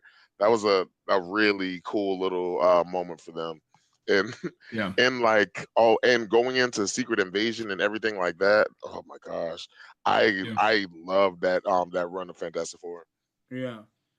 We also For get Bucky as Bucky takes over as Cap, and Oh Thor, the real yeah. Thor returns, and one of my favorite issues beats the shit out of Iron Man. I mean, it Iron was just Man. like a crazy moment Yeah. where he Yes. shuts Iron Man down, and then obviously leading into, I think that was after World War Hulk, Yeah, because maybe. Thor doesn't get Yeah. involved with World War Hulk. Yeah, because But Thor, Hulk yeah, because comes Right. Thor's not back. there. Hulk comes back, and the Avengers Initiative have to like fight him, Yeah. and hmm that is around the time where like there's a character named Trauma in Avengers Initiative, Mhm. and he essentially can manifest your trauma like Yeah. physically, and so he tries to do it to the Hulk because they thought he's like the guy to put up against the Hulk, because Yeah. like they thought it was like their ace in the hole, and then I think he just can't handle it. I think. Yeah. I know That makes sense. Darwin from X Factor goes to fight the Hulk, and he Yeah. The teleports X-Men himself out. versus the X-Men World War Hulk tie-in, one of my favorite tie-ins, Oh yeah, because he beats the shit out of the X-Men, but in like uh, in ways that you're like, oh yeah, that makes sense. Like he fights Wolverine, that's them two go at each other all the time, and he's like, yeah, I'm not gonna waste my time with you. He's like, yeah, you can heal, but I'm just gonna turn your brain into jelly. He just keeps yeah. punching him over and over and over until his brain is done. With Ugh. Juggernaut as another character, he's like, that's a classic battle. He's like, you're unstoppable, keep going, and he just like pushes them out of Because the he's way. smart, That right? The makes Hulk is yeah, like he's he's hmm like yeah, he's like the smartest version of himself and the strongest version of himself and like combined. tempered by gladiator battles. Yeah. And then he fights Colossus and he bends Colossus's arms to where Mm. he's like folding metal to where he can't undo it, and they have to like Ugh. superheat them to straighten them back out, or because if he Gross. turns back into if he turns back to his human form, his arms will be a Yeah. mangled Yeah. messes. I think And he's then one yeah, of the only Darwin arcs. tries to absorb his gamma radiation, but it's too much, so he just like his powers kick in and he just teleports somewhere else. Right. Yeah, to save himself essentially. Yeah. So in the 5 minutes that we have left on this episode, there a lot of things happen in the comic book industry after this point. I would say that like Marvel Ultimate Alliance 2, the video game, takes on the Civil War plotline. I never got to play it, but I wanted to play it. I played the first one. I didn't play the second. Which one? Marvel Ultimate Alliance. Oh 2, yeah, that one. Yeah. has the Civil War plotline. Then Captain America Civil War introduces the Sokovia Accords, which is the movie version of this kind of storyline, but in my opinion, wasn't like earned as of yet. Like it is. No, I wasn't a huge fan of that one. I know a lot of people love it. You know, and I mean, it would have been cool if they let it breathe, but they didn't. They didn't tell Yeah. any stories around that time. Yeah, Like, exactly. dealing with all that. So okay, and it's not a big enough universe for it to like really matter. Right. Yeah. This would have been a time where Marvel Television would have came in handy, Yeah. because the Marvel Television did wonders for like the aftermath of the blip. Like I think that's where it came in real handy, like Yeah. seeing what the world is like. Agents of Shield dealt with the post Winter Soldier stuff. That was cool. yeah. But That they was my really shit. did not deal with the Sokovia Accords. Because by No. then they're They already did. in because they're in outer space, they're dealing with time travel. Oh, facts. They're like- Yeah, then it was facts. like it's not part of the Marvel universe anymore, but Yeah. it is, but it's not. They really Right. fumbled that, man, because it didn't have Yeah. to be such a high tier as like the Disney shows, but it was. I loved Agents of Shield, man. And they I really loved it. dropped It the was ball. one of my They really dropped favorites. the ball. Yeah, that last I still like the last seasons, but it was still they were trying to do too much, and then I think it became a point of the continuity of it all. Like people started being like, okay, is this a part of our universe? And that's the one thing I loved about Agents of Shield was the fact that every season we kind of is an aftermath of what happened in an Avenger movie, Yeah. or like what happened like after Coulson like died in the whatever, and like we see him come back here. Like that's what made it so good. Yeah. But then again, it was my I'll favorite rewatch season of Agents of Shield. It was the Ghost Rider, Ada, Yes, LMD same. imposters, and then the Good season. Matrix. Human one was mine. It was called the Framework. It was that. Oh yeah. Season. My favorite season. That Great was my season. favorite season. Oh, Fitz. Oh my God. That was he was that was one of my favorite ones too. Yeah. That and then Human season when Yo-Yo and them first came on. I'm not a fan of Inhumans, so that is Oh, see, yeah, I forgot. I'm one of the only Inhuman fans in the world. It's okay. Inhuman fans, stand up, guys. you guys have any final thoughts about like Civil War and what has happened after and everything? Obviously, we can't get to everything. There's so many things like that happen, but it is kind of what it is. Yeah, I'll say it was very like you said, like we said earlier, a product of its time, but also iconic in a way that a lot of arcs now very much aren't. Like you are like this one it affects the whole universe, and it wasn't just a isolated incident. It's something that you see the impacts going throughout, and I thought the fruit that it bared after was so amazing. Like very much 10 out of 10 10 arc for me. And I went into revisiting it thinking I was going to be jaded and like judge it with it's been 20 years, it's got to be rough. And no, I think I still have the same appreciation for it. And not to mention just like thinking, we were talking about it and I'm thinking about it, that whole era, I was just obsessed. I was still a huge DC fan, but I was just obsessed with everything that came out of this.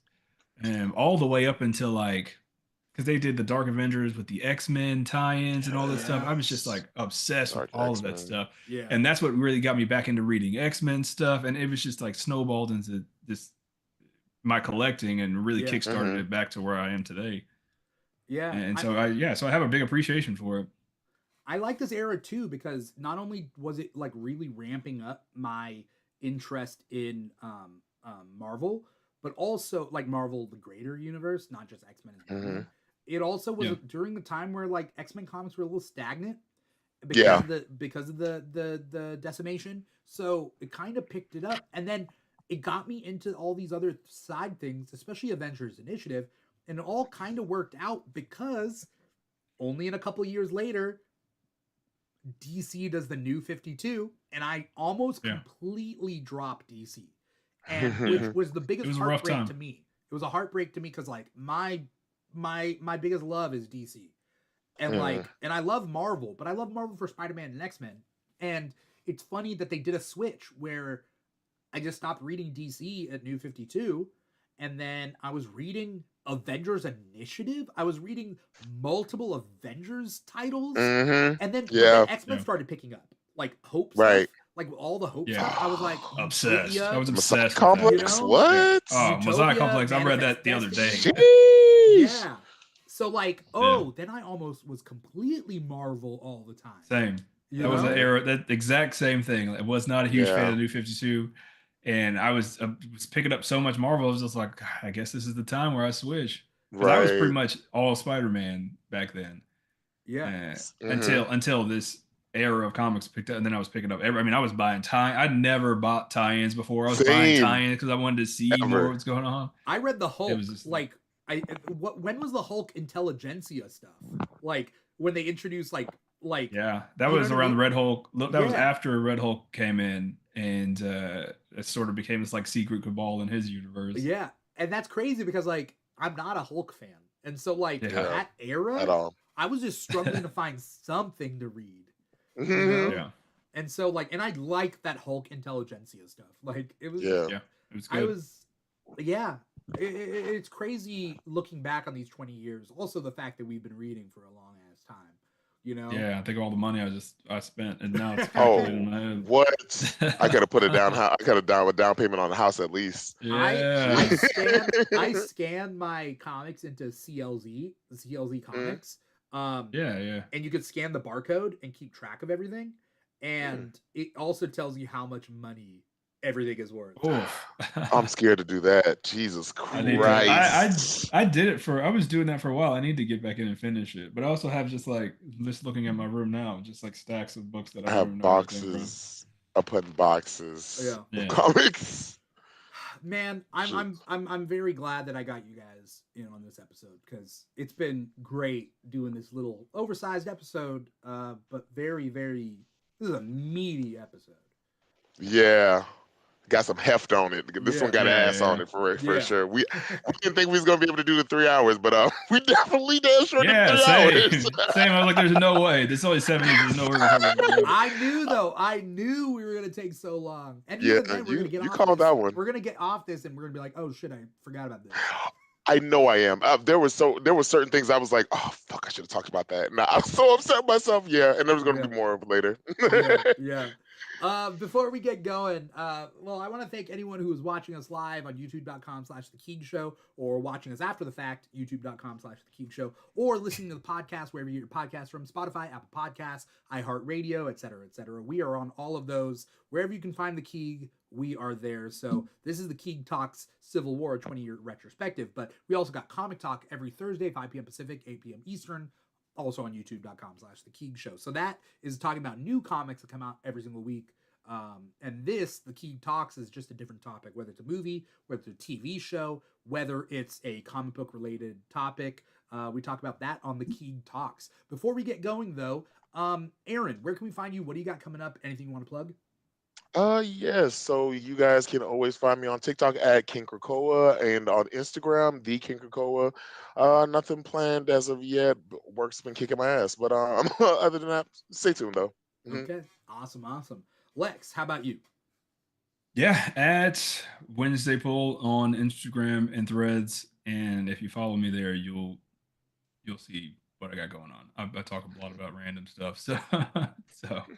hopefully you'll be entertained. But if I have anything new, I mean, we have a podcast called Wednesday Toast, but nothing new. Okay. All right. Follow me Well, there. I'm You'll see looking something. forward to what both of you guys keep doing because both of you guys are great, and I appreciate having you on here, and then I appreciate you guys doing your own stuff elsewhere because that's also cool too. Hell yeah! Thanks for Thanks, having me, my man. guy. Yeah, Of course, thanks for always a coming pleasure. For anyone out there who wants to follow the Keeg on all social media, find us at the Keeg Show on TikTok and Instagram. Those are two biggest ones. We're also on like Blue Sky and Threads and Facebook and all that. At the Keeg Show / the Keeg Show, wherever you can find the Keeg. Like, comment, subscribe, follow, write a review. Let us know you're out there.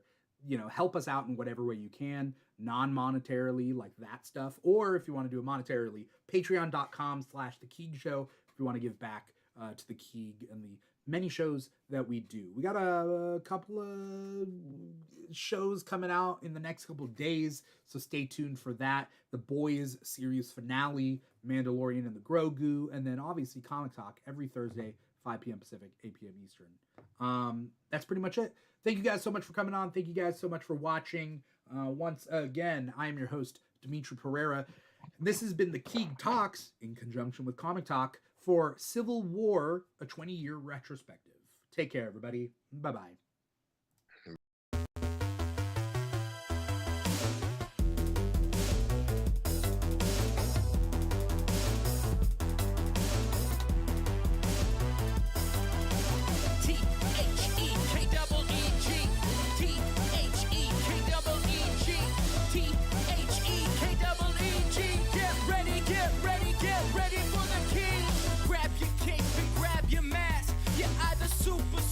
Super fast, gotta beat the boss and get the loot, cause it's the King, and we got geek news.